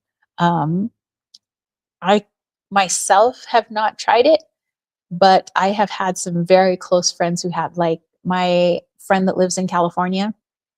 She does that, and she says that it's like done this whole overhaul. And I have noticed a change in her, actually, like for the better. She just seems, how do I want to put it? Like, it's not that she's like super zen and doesn't get like ticked off when people cut her off in traffic, but like some of the bigger things, she's it's helped her to realize that some things are in her control and some things are outside of her control, and it does not help her or her family, her children, to worry, be angry, and frustrated at the things that she can't control. All she can focus on is on the things that she can, and then hope that that energy, or being put out into the collective consciousness, it's going to help somehow. And and she's setting a good example for her two girls, and her friends and things like that. Who else has done it? Um, Oh, dude, my two besties that literally live here in Arizona. Yeah, I remember them talking about it, and I was like, because like I've always been seen as like the woo woo one or whatever, and they were like, yeah, we tried this technique, and I was like, really? That's cool. Like, that's rad. And I've noticed that they are more open. They used to tend to hold a lot inside because they thought they didn't want to like place things on other people. They didn't want to like let their children in on how they were like truly feeling about certain things. But now that they've been just so more open about their emotions, their kids are more open about their emotions. It's all around good stuff. So, Kath, I think that is fantastic. So I'm glad that you put that out there. So the other people who maybe don't know what that is can do a little research on it. I think it's cool. I think you guys have some great ideas. I like it. All right. So let's talk about, as we were talking about things being just calm, chill, talk a little bit about vervain. Okay. And I'm going to start with Rodale's Illustrated Encyclopedia of Herbs. I got this secondhand. Usually I try not to get my secondhand books for more than 5 doll hairs. So yeah, I like secondhand. All right. Vervain. Ta-da-da. Okay. What it looks like when it's not dried, looking like that. It is a spiky looking plant. Vervain should not be confused with blue vervain. That actually is blue vervain. I just labeled it vervain, but it's blue. Although it probably will be, since even botanists disagree about vervain identification. Interesting. The flowers are tiny purplish white flowers, tubular with 5 spreading lobes, 4 stamens, and rings on tall spikes on top of the plant. The leaves are opposite each other. They're oblong to lanceolate, deeply divided, upper leaves attached lower on the leaf stalks. And then it has little nutlets for its fruit. And it flowers all throughout summer. I like my little happy summer plants. All right. It is native to Europe, and it's been naturalized in North America. So you can probably find it out and about now. It grows in rich, moist loam, and it requires full sun. So you might be able to find vervain where you live, blue vervain. That's the one that people work with, is blue vervain, because the other vervain might be a little toxic, but there's blue vervain that's been deemed like pretty copacetic. Up here at our elevation, blue vervain does not grow naturally. It would need a little bit of help, but if you lived in places like Southern California, places that maybe get a lot of sun, a lot of rain, things like that, blue vervain is that's its jam. That's where it likes to live. Okay, so let's learn a little bit of backstory on vervain. Vervain is a very old companion of the human race. Even the Egyptians considered it ancient, originating from the tears of the goddess Isis as she wept for the dead god Osiris. Vervain was sacred to the Romans. The Latin name of the genus comes from the classical name for sacred boughs. It is associated with the crucifixion. Reportedly, the herb was pressed on Christ's wounds to stop the bleeding. It was sacred too to the Persians and the Druids. We were just talking about the Druids. Ayo. Vervain appeared in medieval medicine. The court physician to Theodosius I, for example, described how vervain cures tumors of the throat. Cut the root in 2 pieces, he said, tie one around the patient's throat, and hang the other over a fire. As the heat and smoke dry out one part of the root, the tumor will shrivel too. To get rid of pimples the medieval way, stand outside with a handful of vervain in a handkerchief. When a shooting star is streaking by, rub the vervain over the pimple and the blemish will disappear. Don't use your bare hands or you'll simply transfer the pimple to your hands. Kind of would make it hard if I was a pimply little 16-year-old and I'm like waiting for a shooting star to go by so I can get rid of one zit at a time. But, to each their own. They probably had a lot of time on their hands. Vervain is still valued in the 17th century when London herbalist Nicholas Culpeper praised it. Among vervain's many virtues, Culpeper reported that used with lard, it helps pain in the secret parts. Okay, so medicinal uses. And of course, I have another book that actually is a little bit better at talking about medicinal uses, but we'll read it from here too. That's why it's always good to have multiple books. Vervain has been reported to have broad healing powers. It is astringent, antispasmodic, diaphoretic, and emmenagogue, febrifuge, and on for dozens more. Gotta get on that Latin. Yes, there does not seem to be any modern scientific evidence to support the claims, however. Well, just because the FDA doesn't support it doesn't mean that it's not good for you, because we all know that the FDA is in cahoots with people who maybe don't have your best interest at heart. But many herbalists have used it, and they have used it for like hundreds of years, and we're still here. So, okay. Toxicity. Vervain is certainly not sacred to modern scientists. They report that the glycoside in vervain causes vomiting even in moderate doses. This is why they use blue vervain and not just regular vervain. So regular vervain, not going to kill you, but it's probably not going to give you a pleasant digestive day. So let's just say. Some people like to prepare a bath of vervain, and it's been said to be quite soothing. So perhaps maybe when I have myself a little bath later today, maybe I'll put some vervain in there. Okay. Let's take a look at this book, which I think it's a little bit better at describing the medicinal uses of certain herbs, especially like blue vervain. And this is the Modern Herbal Dispensatory, a medicine making guide by Thomas Easley and Stephen Horn. So I don't know, you guys want to check this out? I actually got this book new, but it was on sale and it was half off. So technically it was like, what did they say this book cost? $24.95. It was half of $24.95. I was like, score. Let's see, let me go back here. Heather says, I absolutely can say it does. I used it well and I was doing my Reiki journey. It's powerful. Oh yeah, for what Kath was saying, that's fantastic. That's awesome. Yeah, I mean, like I said, I have 2 of my closest friends, technically 3. I count my 2 best friends as one unit. They work as one unit. But okay, technically 3 people they that I know that are close to me. They've done it, and they said that it was I've seen the change in them. It's great. Okay, so blue vervain.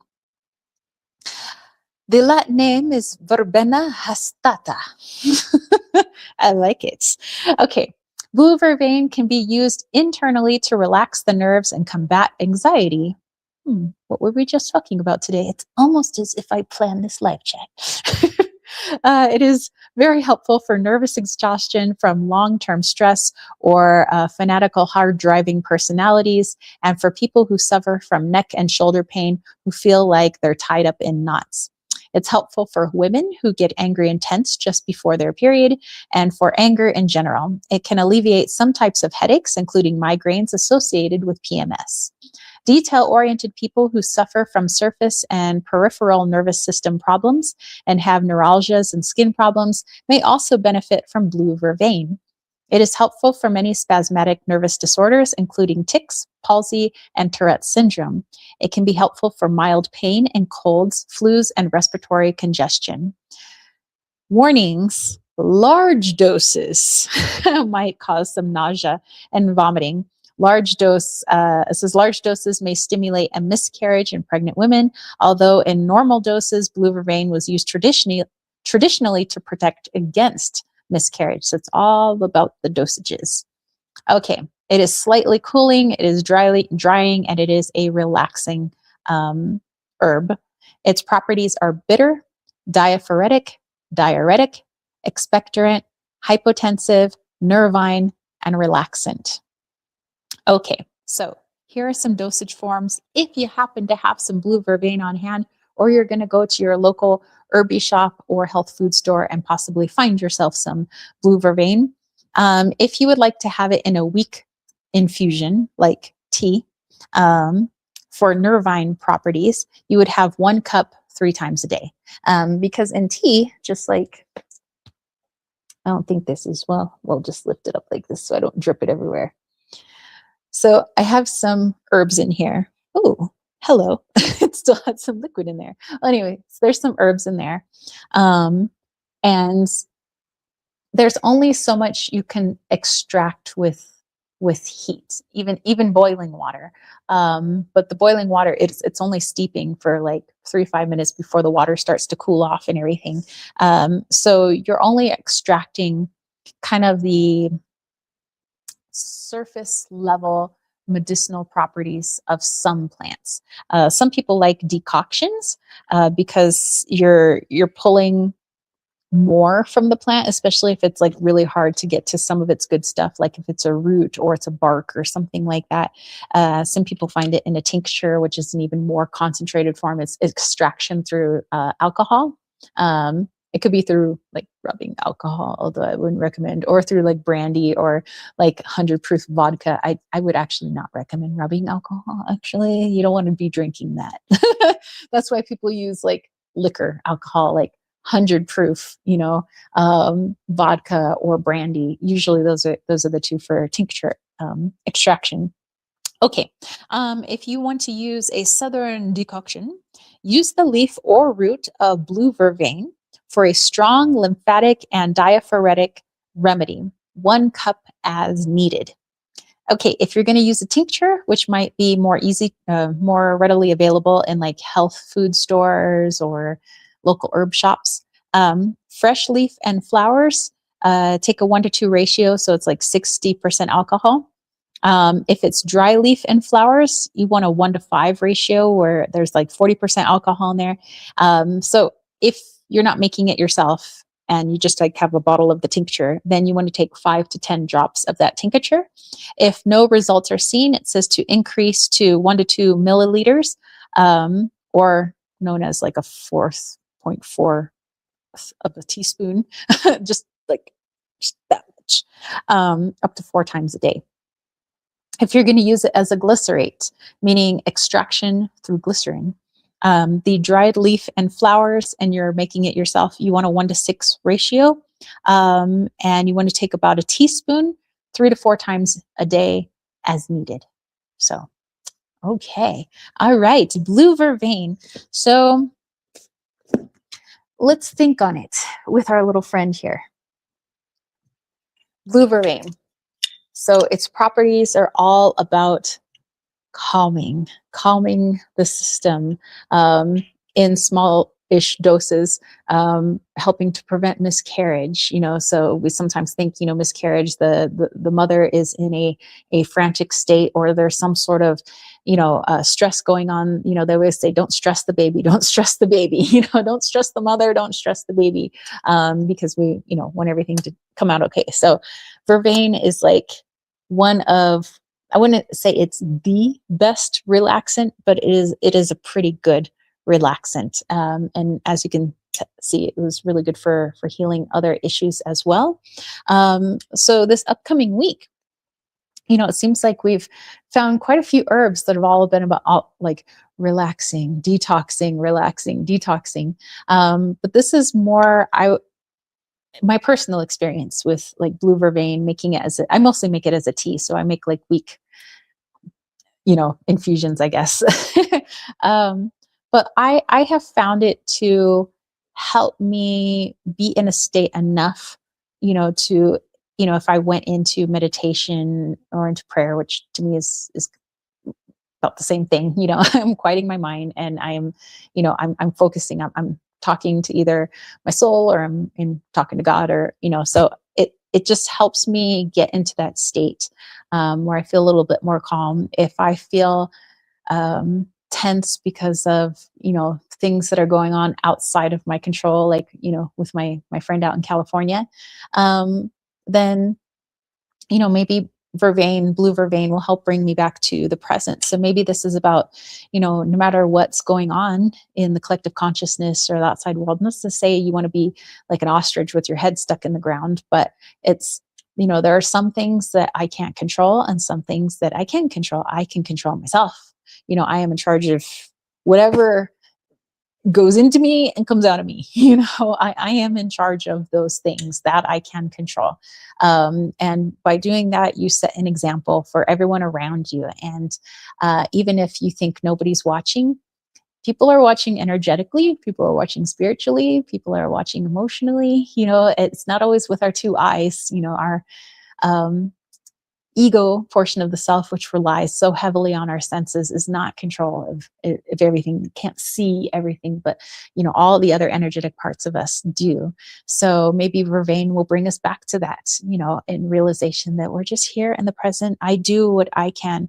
I'm not ignoring the world's problems. I'm not being cold to people who are in need, but by focusing on what I control with me, that helps me to be in such a more calm state, so that I can notice other people who I could probably help. Like, hey, I could probably help that person over there, but I wouldn't have noticed that person over there who might have needed my help if I was like, my brain was all over the place. I'm like, oh my gosh, running around with like, Chicken Little with my head cut off or something, um, it's for me, blue vervain just helps to bring us back to that present, where it's like I'm focusing on the now.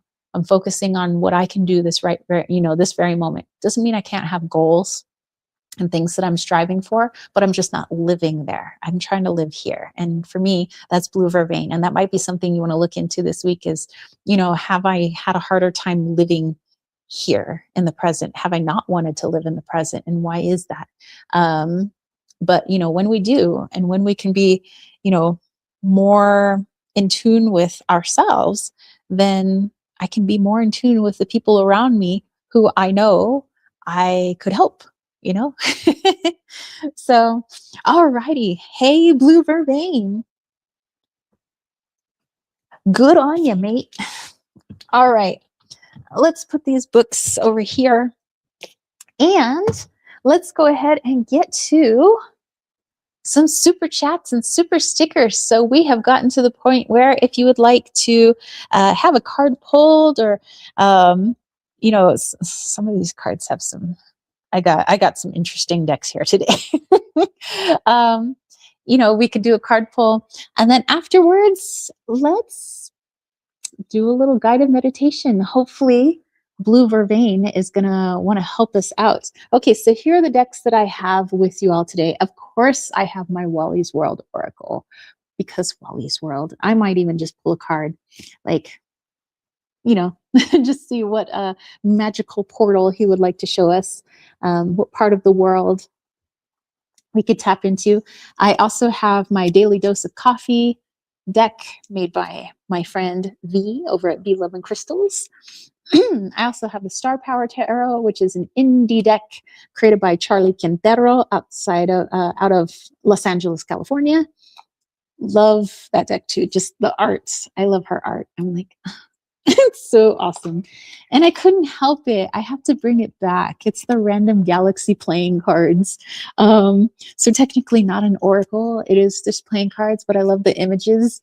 And I like to look at the images, and the images just play so well off of my intuition, because that's my personality. It's like if that isn't just my personality, unicorn giraffe with a sloth on top of a taco under a burrito or under a rainbow raining burritos. Like, yes, that's inside my mind right now. Okay. All right. Heather has said, my signal to head out. Have a wonderful day to you all, Tara, PJ. Have a blessed week. Same to you, my friend. I hope that you have a great week. Have a beautiful rest of your Sunday. And we are slowly working towards that road trip. So don't worry, we'll be able to see you soon. Okay. Lilith was saying bye. Have a great week. Okay, Costalini. Let's see. Ooh. Actually, let's look at your question first, and then I will figure out which deck we want to utilize. Okay. So he said, hold on, let me just get my tea here. So he said, so my back's feeling much better after some reckless spending, but the other day my neck cracked in a weird way, and then my left calf started spasming and hurt for about 2 days. He says, the only remaining pain is under my right shoulder. Was hoping you could tell me what that means. All right. And then Lilith was like, damn, synchronicity, Costalini. All right. So let's have a little bit of tea and then we'll tap in. So your neck did a weird crack. The left calf did a little spasm and hurt for a couple of days. And then underneath the right shoulder, there's still a little bit of pain going on. Lilith says that her questions were above Costalini's live. Oh, there we go. Sorry. All right. Actually, I'll still have some tea. Lilith says, I have a couple of questions. One, what are my dreams trying to convey? And number two, what's the spiritual meaning of my sudden back pain? Okay. So let's dive into those, and then we'll get to our friend Costalini. Awesome. Thank you guys so much. Okay, so let's do that. Let's have some tea. And what deck do I want to use for Lilith? Star Power Tarot, for sure. I'm feeling that deck. Okay. I'm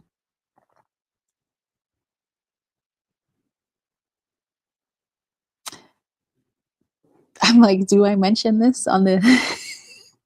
So Vader just farted. I just needed to say that. Very rarely do I hear a dog fart, but it's like, okay.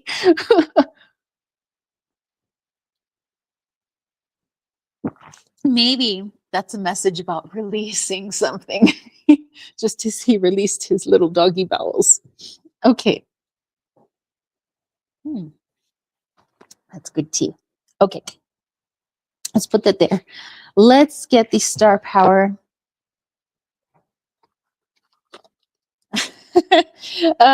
Lila says, message right there. Star power. All right. Star Power Tarot. This is the back. It has like these silvery edging, which is like super cool. Ooh.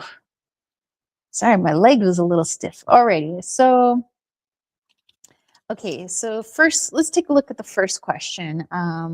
What your dreams are trying to convey. And thank you for everybody, again, who does super chats, super stickers, and PayPal. Thank you. And there are a couple of people who do the Venmo or Cash App. You know, I just try to do all these like different ways, you know, that you guys can donate. Some people don't like PayPal. Some people don't like Venmo. Some people don't like Cash App. Some people don't like YouTube. So we just have to have various ways for donation. Okay. Let's tap in. Whoa, Vader, I smell you way over here, bro. Okay. Dreams.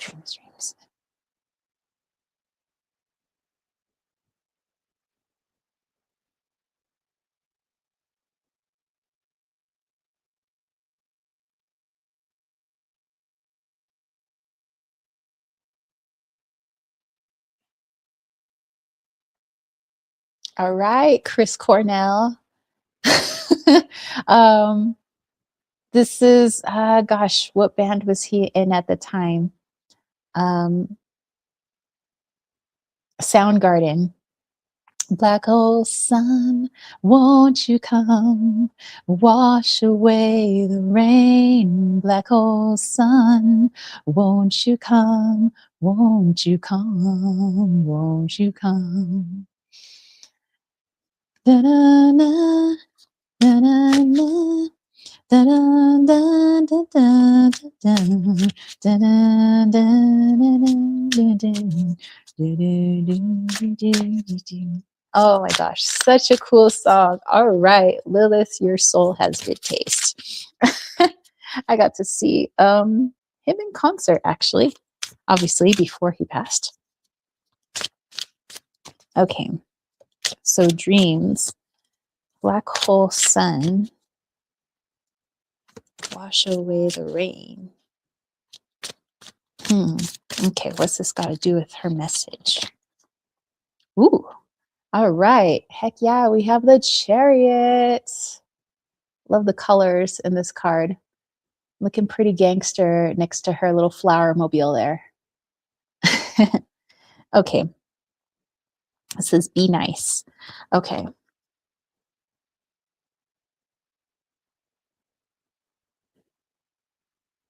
Oh, okay. Okay. All right. So first about the dreams that you're having. Although,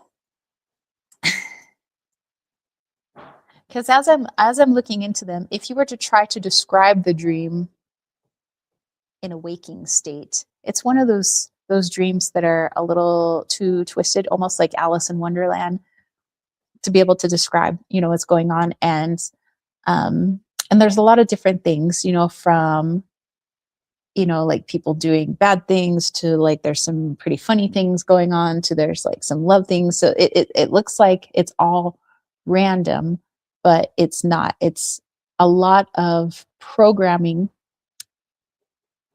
in various things that you have been reprogramming, and that the reason Vader and his release of gas, you are releasing some things, maybe not gas, but you are releasing some really hardened programs, some pretty hardened beliefs.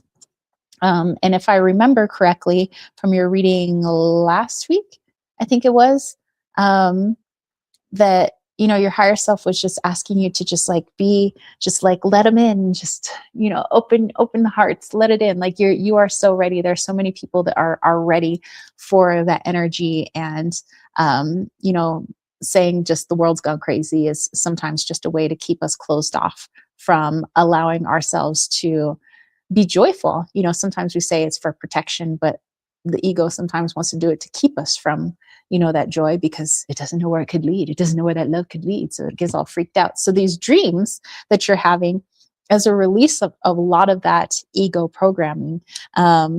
And so this black hole sun, won't you come and wash away the rain? It's a lot of the things that have caused you to suffer in your life, believing certain things about yourself, believing certain things about what you can do, what you are limited in doing, what's possible for you, just how people operate in general, why certain things happen. The ego gets stuck in this is just the way it is, and this is the way I can't change, and and there is no changing me, and I will be stubborn, and all of this. But with this Chariot, she's chilling. She doesn't look stressed out. It's like you're finally just getting rid of that. And so you're able to witness in some of those dreams just kind of like how weird all that stuff was, like how it sometimes when it doesn't, well, in this case, it doesn't make sense. Some of those dreams don't make sense, because to the soul, it's like, yeah, some of those beliefs just didn't make sense. Like, why would we keep ourselves stuck in believing certain things about people, when really it's just keeping us from allowing ourselves to be loved, from allowing ourselves to be helpful, from allowing ourselves to shine our light. So we say, oh, I'm just keeping people at an arm's distance because they're weird. But the ego's like, actually, I want to keep them at an arm's distance, because if they give me love or joy, I don't know what to do with that. I don't know where that's going to lead. I don't know what their ulterior motives are. So So yeah, it's like this, you're really releasing a lot of stuff. So I would say that's a good sign. The freakier those dreams are, the more at a deeper level you are at releasing a lot of that stuff. So I hope that sense makes sense. She says, that's hilarious. Thanks, Vader. See, Vader getting in on your message too. He's like, you're releasing. Good on you, sister. So yeah. Okay. So let's take a look at the second part, which is the back pain. Okay.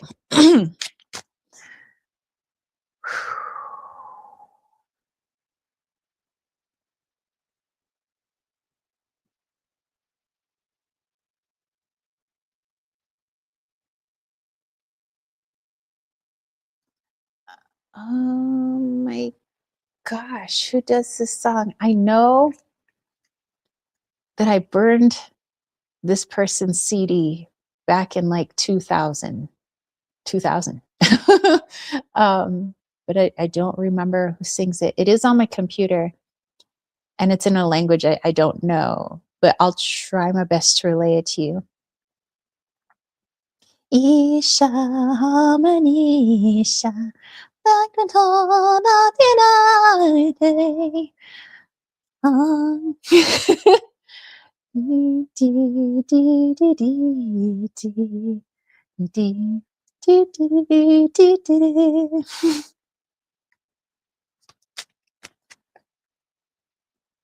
it's like a lot of, it's just like a lot of instrumental, almost like EDM. And then you got this girl singing this thing over and over.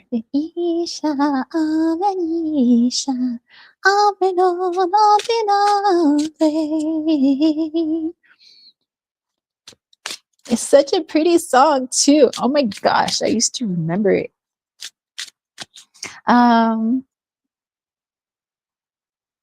Okay. All right. Lila says, burned. Wow. Yeah, I burned that CD. I sure did. You know what? After the live chat's going to be over, I'm going to be, gosh, I know the name of that song. Anyway, Deep Forest. I think Forest, Deep Forest. That's it. Sure. Okay.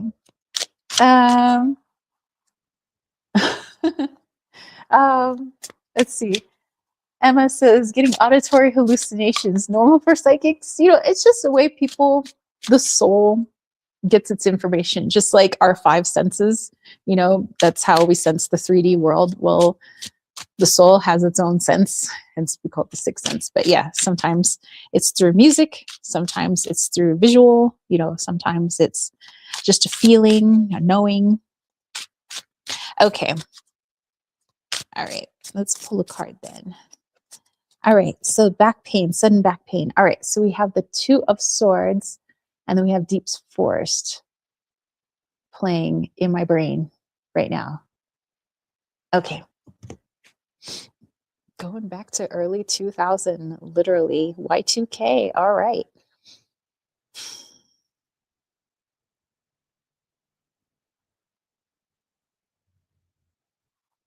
Oh, okay, probably why that song came up. Okay, so that song, it's like I have, well, I mean, Deep Forest is the group or person, whoever it is, Deep Forest. But it's called Somebody's Song, or like it's a girl's name, something song. But to me, the even in the different versions of the burn CD that I have, not CD anymore. Technically, it's an MP3, but the what? Marta's song. See, it's a girl's name. I knew it was some girl. Yeah, so it's Martha's song. But it's so peaceful to me. When I first heard that played in my friend's dorm room back in the day, I was like, oh my gosh, like it's so soothing, so calming. Like everything is just right as rain. And what's coming up with the back pain is that somewhere in your subconscious, you don't feel right as rain. Like you're feeling subconsciously, like I said, this may not be at a conscious level, but the subconscious is like, there's something wrong with me. I always got to fix it. Something wrong with me. I always got to fix it. I need to do more shadow work. I just need to do more shadow work. But even in that of itself, like I think I've mentioned this before. Of course, we want to do inner healing. We want to do shadow work. But when we get to a point in that where the shadow work becomes our escape from living our beautiful 3D life. It's all about balance. We came to earth to be a human, and there's a lot of things that comes with being a human. There's sorrow, but there's joy, there's love, there's evil, there's all of these things, and we came to experience it because it's so visceral, it's so tangible here, it's thick.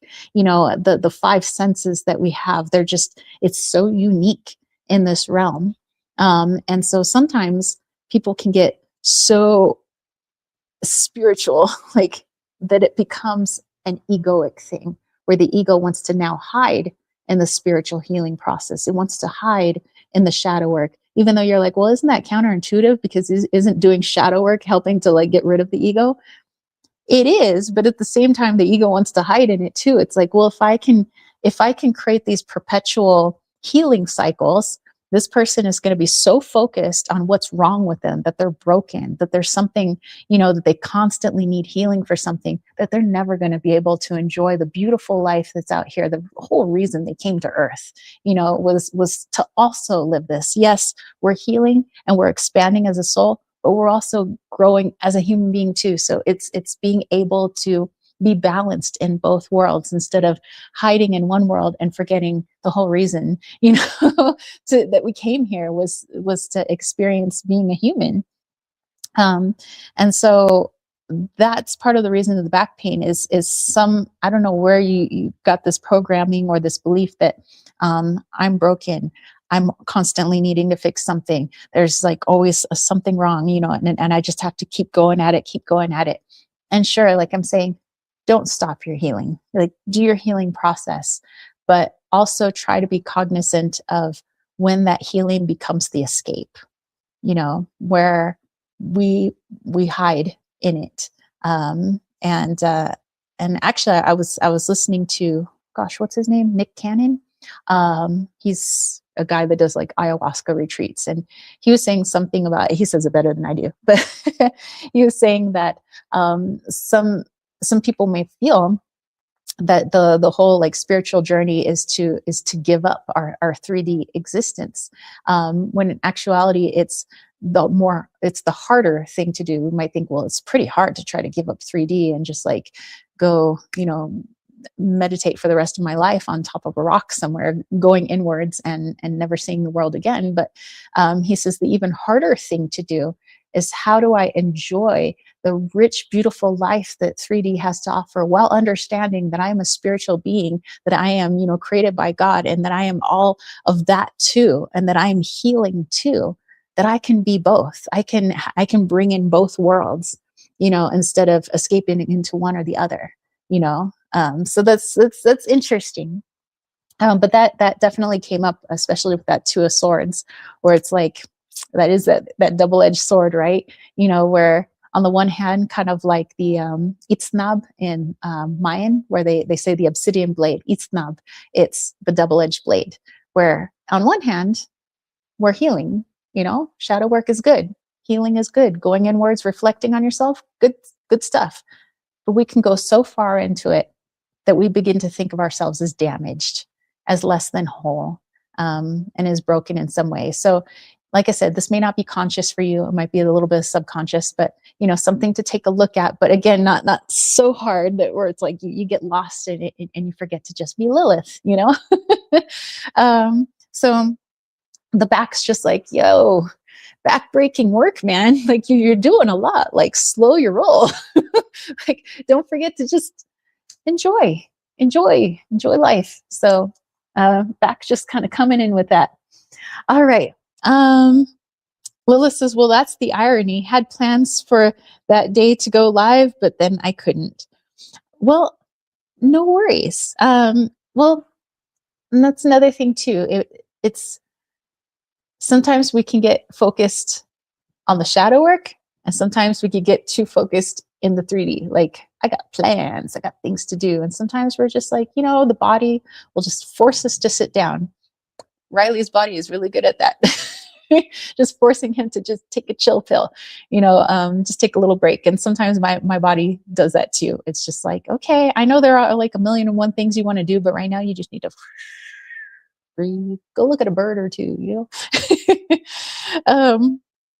Cass says, just sent to PayPal. I'm still healing and going through family court. So I got a lot going on, but as I've been healing, I have a man interested in me and starting to try to make plans with me. So you're wanting to get a little guidance on that? Sure can. All right. And Costalini was talking, to Emma about clairaudience. He says it's an ability. And Lilith says it is a Hungarian song. Oh, Marta's song is a Hungarian song. Well, it sounds really beautiful. I have no idea what they're saying, but it sounds beautiful. And I just love the energy of that song. Okay. So thank you, Lilith, for letting me tap in. So we'll get to our buddy Costalini, and then we will get to our friend Kath. Excellent. Well, Lilith, you are very welcome, my friend. All right. So Costalini, let's take a look. So you're talking about that little weird crack you had in your neck, and then your left calf was spasming for a couple of days. But then you also have a little bit of lingering pain underneath that right shoulder blade. So let's take a lookie.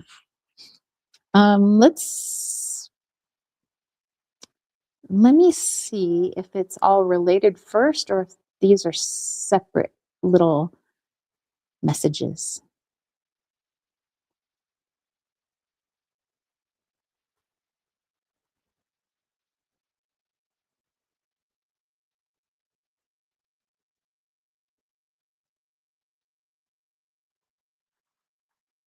Oh, it's the same.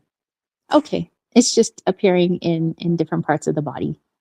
All right. I have the message, but could we get a song with that message? I mean, I know I have the message, but I mean, I kind of like the music playing. So Costalini might want to play a song. I'm just saying, higher self. Okay.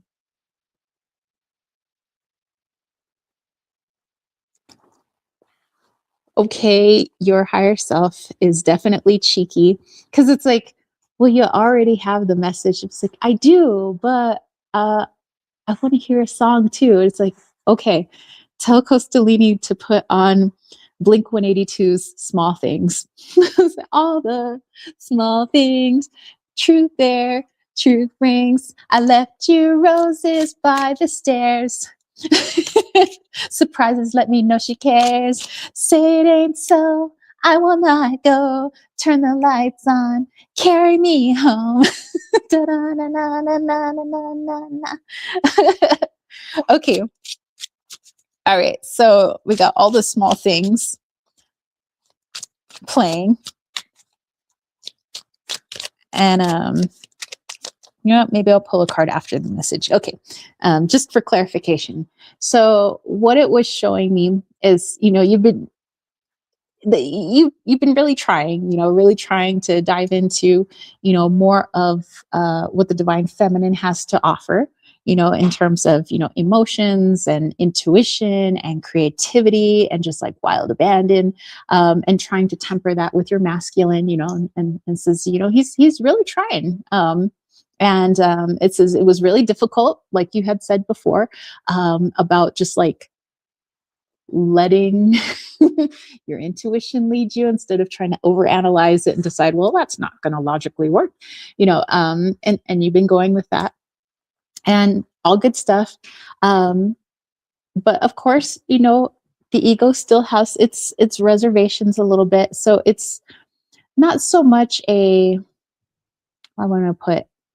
it's not so much the soul saying, oh my gosh, you still have like so much more work on this whole balancing the divine feminine, divine masculine. It's just reminding you that there's still a little bit of stuff there. Like with the crack in the neck, the weird crack in the neck. Think of the neck, and I think we talked about it before. It's in charge of being able to see things left, right, up, down, diagonal, all around. It's in charge of our ability to look around our environment, to really see everything that's not just, otherwise, if we were made to just look straight, our necks would have been fused together, so our vertebrae, would just be fused together. We'd be like, just have to stare straight. But we could say that the masculine likes to really hone in, focus on things. The feminine is like, wow, look at all the colors. That like sparks my creativity. There's all of this. And so this weird crack that you had was like, first off, the message was like, you're doing great.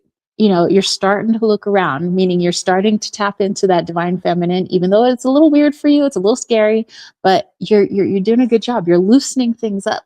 It's not just straight ahead, checklist, let's do it, day by day, routine, got to get it going on. It's like, starting to loosen up the idea of what the pros and cons are of both the divine feminine, divine masculine. You're trying to bring them both into focus. So neck is like, you're doing great. That's a little message from the body. The other message from the body with the cramp in the calf and still the little issue underneath the shoulder blade. Well, think about it. Those are the two opposites. It's the feminine and the masculine. The masculine is over here with it. It was described to me by there's a person, it was under chiropractic, but he really wasn't a chiropractor. It was called active release. And it was like a different way of like working the muscles to like release certain energy and stuff. And he was talking about the shoulder blades being our wings, and I have a shoulder blade that kind of sticks out a little bit, and he kept saying, oh, you have like a little dragon wing or something. So, if the shoulder blades are our wings and you're still having a little bit of pain underneath that right side, which is the masculine side, it's the masculine saying, well, I mean, we're doing all these things, and that's cool, I guess, but like I'm afraid I'm not going to be on solid ground anymore. Like I get really scared if I don't have this like, solid foundation, to-do list, routine. I feel safe in that, is what the masculine part is saying. And, that part of him is just a little scared. So you can have a little chit chat with that side of you where he's just like, it feels like with all this just going with my gut feelings and how I feel and, all this stuff, I feel like I'm floating off the ground and I'm flying and I'm scared to fly because I never flew before. So this is just, if you want to go inwards to little Costolini and be like, listen, bro, it's okay. It's okay to fly. You could still have, that straightforward logic and vision when we fly, but we got to let in a little bit of that intuition too. So it's just a little talk, it's not a big major thing right now. It's just the body saying, hey, there's just little things here and there. That cramp in the left calf. Think about what our legs do, especially our calf muscles. They literally hold up the whole body. So when the calves go, we know walkie. So, the really important muscles, the gastrocnemius, two, sometimes three very large muscles right there. But so in that cramping, the feminine is like, it's like I see you trying to walk forward. I see you really trying to get into this, but it's like, you still don't trust me. Like you still think that I'm going to do you dirty, that I'm somehow going to mess up your life. I'm somehow going to like screw everything up. And feminine's like, but I can't do that because you also have the masculine here. So we're going to work together. We're here to work together. So don't worry. It's like, I'm not going to mess up your life. I'm not going to turn it upside down. I'm not going to make you broke. I'm not going to do this. So the feminine's just kind of like, hey, it's like you still don't trust me. Like we have trust issues here. Why don't we trust the feminine? Like where's that belief coming from? That the feminine can't work in perfect harmony with the masculine. So it's just taking a little look into that. But like I said, we'll pull a card now for verification. Costalini says, you're hilarious. He gave you the answer and he's like, I wanted the song. I did. I wanted a song. It's like, fine. All the small things, truth there, truth brings. Na na na na na na na na na na na na na na na.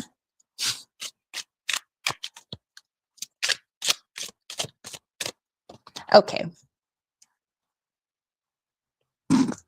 Temperance. What did I just say? Balance. Balance. It's just the masculine and the feminine saying, okay, we're just learning to trust each other. That's okay. A feminine's like, you can trust me. You know, I mean, it's not like I can go run amok. I mean, you literally have a masculine over here, and the masculine's going to help like streamline what I do, but I can help you have a lot of fun. And the masculine's over here like, whoa, whoa, whoa, we're like flying to weird places I haven't gone before. This kind of is weird. Let's just come back to planet Earth. Which is funny because at the beginning of the chat, you're talking about like basically wanting to get abducted and leaving here. But it seems like your masculine doesn't want that to happen. Maybe that's why the aliens haven't come to abduct you yet. Anyway, let's see. Lilith was like, "Aw, Costalini," and he said, "Well, I spent like $200 on food with this follow your gut thing, so I mean, she can chill in 2 days." Holy cow! Well, I mean, it's balance though, right? That whole temperance card. So it's like, yes, we're letting her lead, but now we can start to. Now you know what she feels like. Now we got to start bringing in the masculine. It's like, okay, I love your ideas.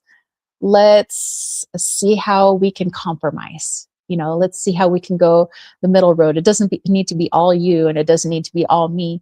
But how can we walk the middle road, as they say in Buddhism? Lilith says, "Don't incentivize the alien abduction." Sorry. I mean, what if they're cool? I mean, I've known some cool aliens, but anyway.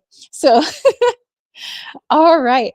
Okay, so our friend Kath, thank you, Costalini, for letting me tap in, by the way. Okay, so Kath, all right, so she's still going through that family court stuff right now, but on the flip side, we have a man who is interested in her, and they're going to starting to make plans. So I need a little guidance on this. So this fellow, what deck do I want to use? I'm not really feeling the star power on that one. Wally's World. Gotcha. Okay. Wally's World coming in. All right. So Kath, let's take a look. This is my little Wally's World. Those are my roses, you guys. These are my roses. I shall have a rose garden again soon. Okay. Let's tap into this fellow and the plans that y'all be making.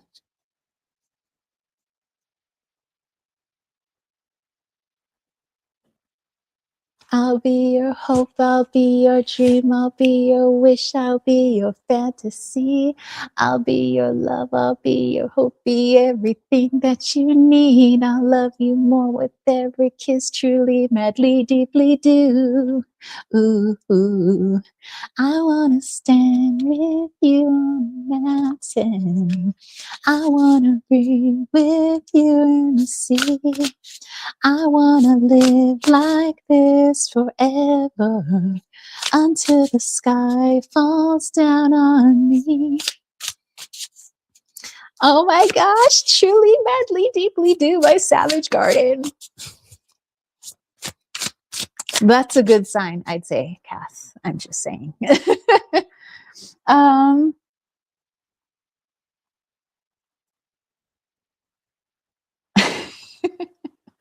Kath says, love Savage Garden. Okay, so let's go ahead and pull. What does Wally have to see? Oh,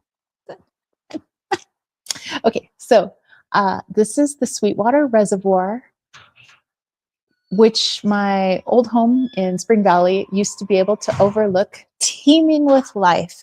Actually, it had a lot of egrets. So especially like big white egrets, and it had herons and egrets, every type of bird imaginable, um, all types of, I would see deer over there.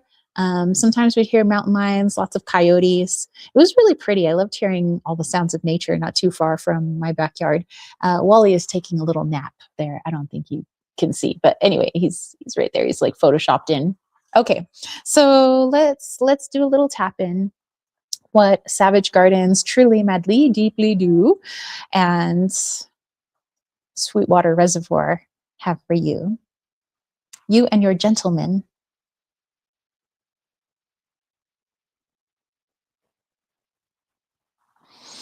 Okay, so I just want to say there's some good vibes coming off of your budding relationship. I do feel good intentions from him. I feel like just as a person, good person.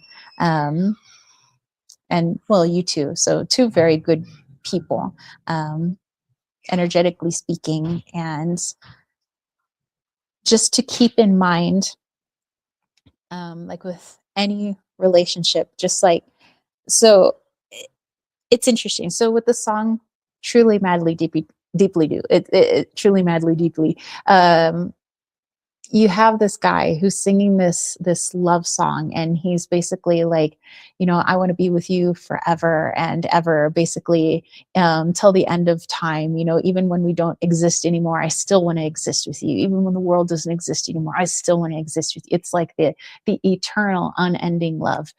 But there's always work that comes with that eternal love. We could love somebody eternally and love them inside and out. And what deepens that love is being absolutely vulnerable and 100% you with that person. That means everything that comes with it, your ups, your downs, your, we might say our ugly cries, but also like immense joy and laughter, sharing the things that you're scared of and also the things that you absolutely love, and that really light you up.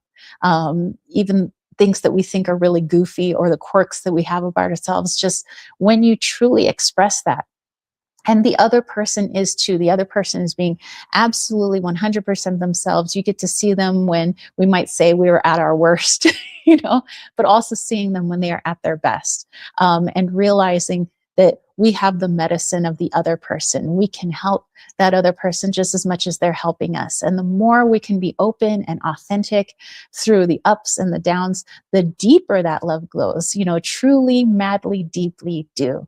So it gets deeper and deeper. The more open, the more authentic we are, the more we express the things that scare us, the more that we express the things that we normally keep hidden from other people. Like with the rest of society, sometimes it's like if we're feeling awful, we probably don't show that when we go out grocery shopping, right? We just like keep our head down, focus on the groceries. I'm not like emoting in the middle of the cereal aisle, like, oh my gosh, I'm going through something right now. Can you help me, Mr. Bagger Boy guy? Can you help me, cash register lady? you know so sometimes we don't want to do that. I don't want to be open and expressive to like literally everybody around me, and letting everybody in on my business. But that's how we've been conditioned, that we just don't want to let the whole world in on our business, because we feel like our business is something that we got to keep secretive. It's something we got to keep close to the chest. And if there's somebody that I'm really attracted to and that I really like, and he really likes me, that I best not show him that side, because that's the stuff I keep hidden and close. But that's absolutely the stuff that would make them fall for you more, because they're seeing the real you. Otherwise, they're only seeing a piece. And how can you only fall in love with a piece of a person?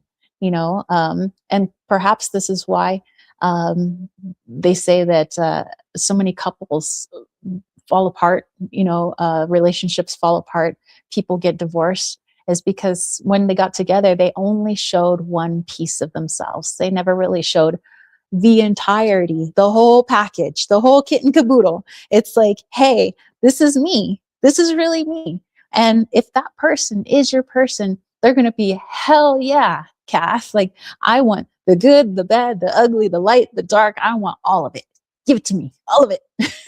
And the more you see of that person and you're like, hell yeah, I am honored that that person would show me that vulnerable side. Like that just makes me love them more. Then things become deeper. And then we might say, well, what if it scares them away? Then that wasn't your person. Your person would not be scared away. Your person would be like, I'm here for you. Tell me more, you know?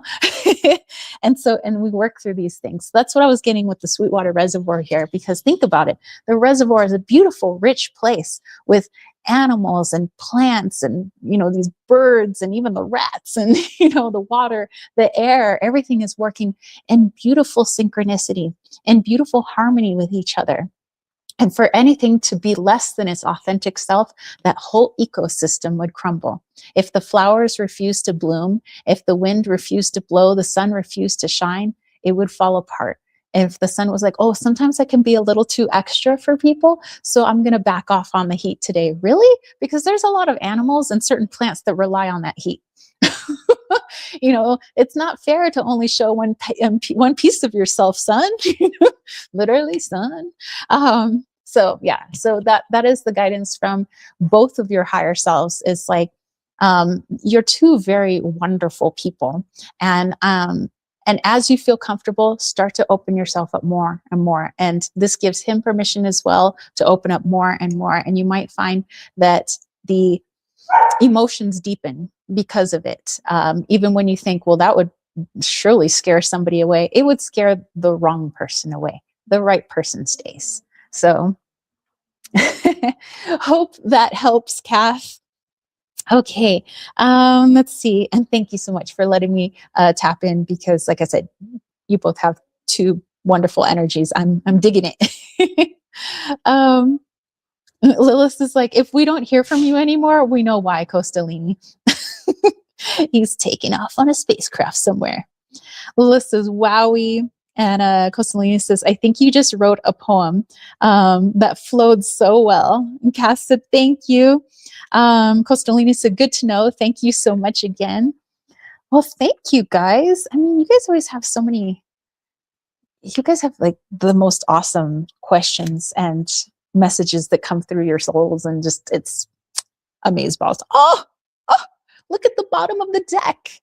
It's a freaking rainbow. I love that for you guys. Okay, so alrighty. If anybody else would like super chat or super sticker, you just let me know.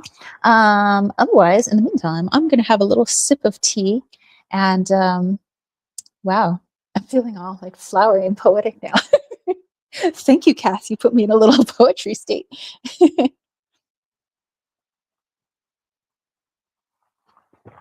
Okay. All right. So I'm asking Vervain right now. I'm like, you Vervain are going to be in charge of this meditation. What do you want to do? Like, do you want me to talk for you in this meditation? Do you want music?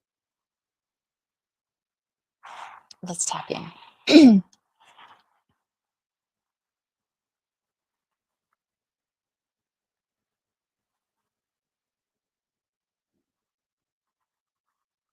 Okay.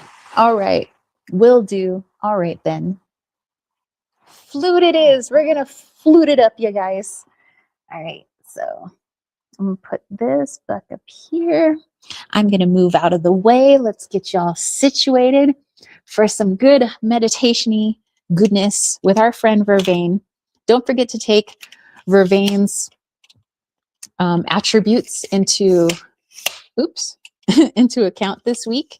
You know, about just being still, going inwards,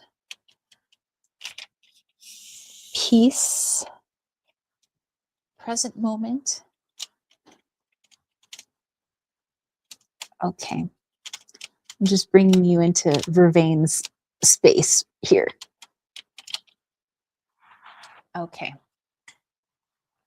All right, so we have our little flute here.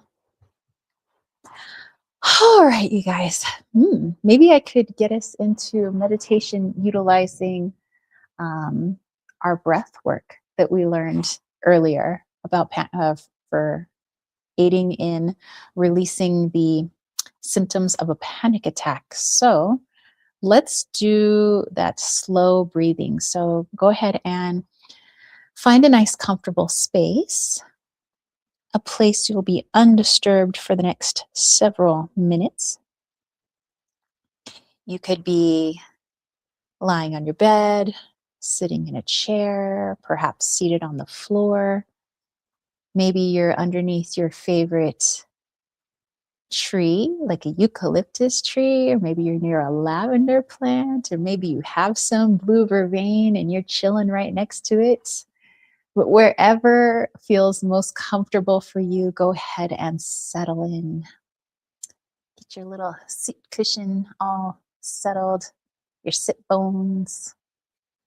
And let's bring our awareness to our breath. And if you feel so called to, go ahead and allow your eyes to flutter close. Let those eyelids become heavy as they cover the eyes. Pull the curtain down. And we focus on the breath. And as we take in a nice, slow breath, we feel that breath entering the top of the lungs, moving down to the bottom of your lungs, all the way down into your stomach, feeling the stomach fill with air. Beautiful breath. And then we release, slowly contract that stomach and feeling that breath leaving the stomach, leaving the bottom of the lungs, moving to the top of the lungs and out past your lips. Let's do it one more time. Breathing in to the top of the lungs, bottom of the lungs, into the stomach, and then exhaling from our stomach to the bottom of our lungs, to the top of our lungs, and out our lips. And continue breathing in this fashion. And as you do, you are surrounded in the beautiful, peaceful, loving, healing energy of blue vervain, helping to calm all worries, all anxieties. Every day is vacation day in the world of blue vervain.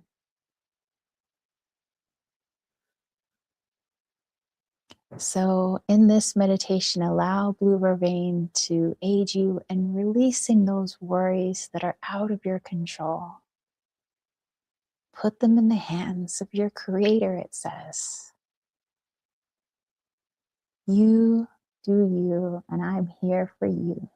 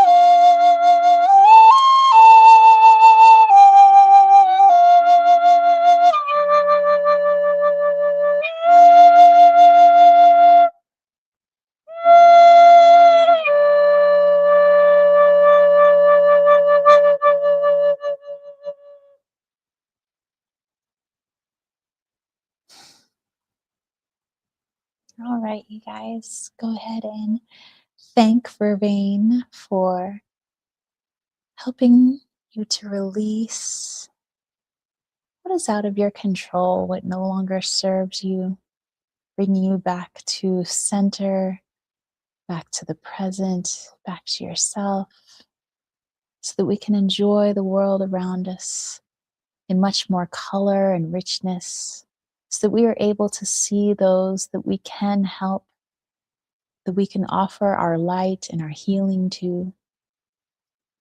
Thank you, Vervain, for helping us out today. All right, when you are ready, go ahead and bring your awareness back into the body. And you can have yourself a nice big stretch. All right, you guys, I hope you enjoyed the meditation. Thank you, Vervain, for helping us out. All right, you guys. Hey, so thank you for hanging out with me today. Thank you so much for allowing me to read for you all those beautiful questions, allowing yourselves to be vulnerable. That's definitely what helps aid in the healing process. It helps expansion, but it helps us all. So thank you so much. And thank you, Vervain, for helping us out today, and for you guys listening in on our helper, Vervain, and also having a bit of tea with me. Let me know if you guys end up trying out this tea recipe, because it was totally delicious. It's all gone now.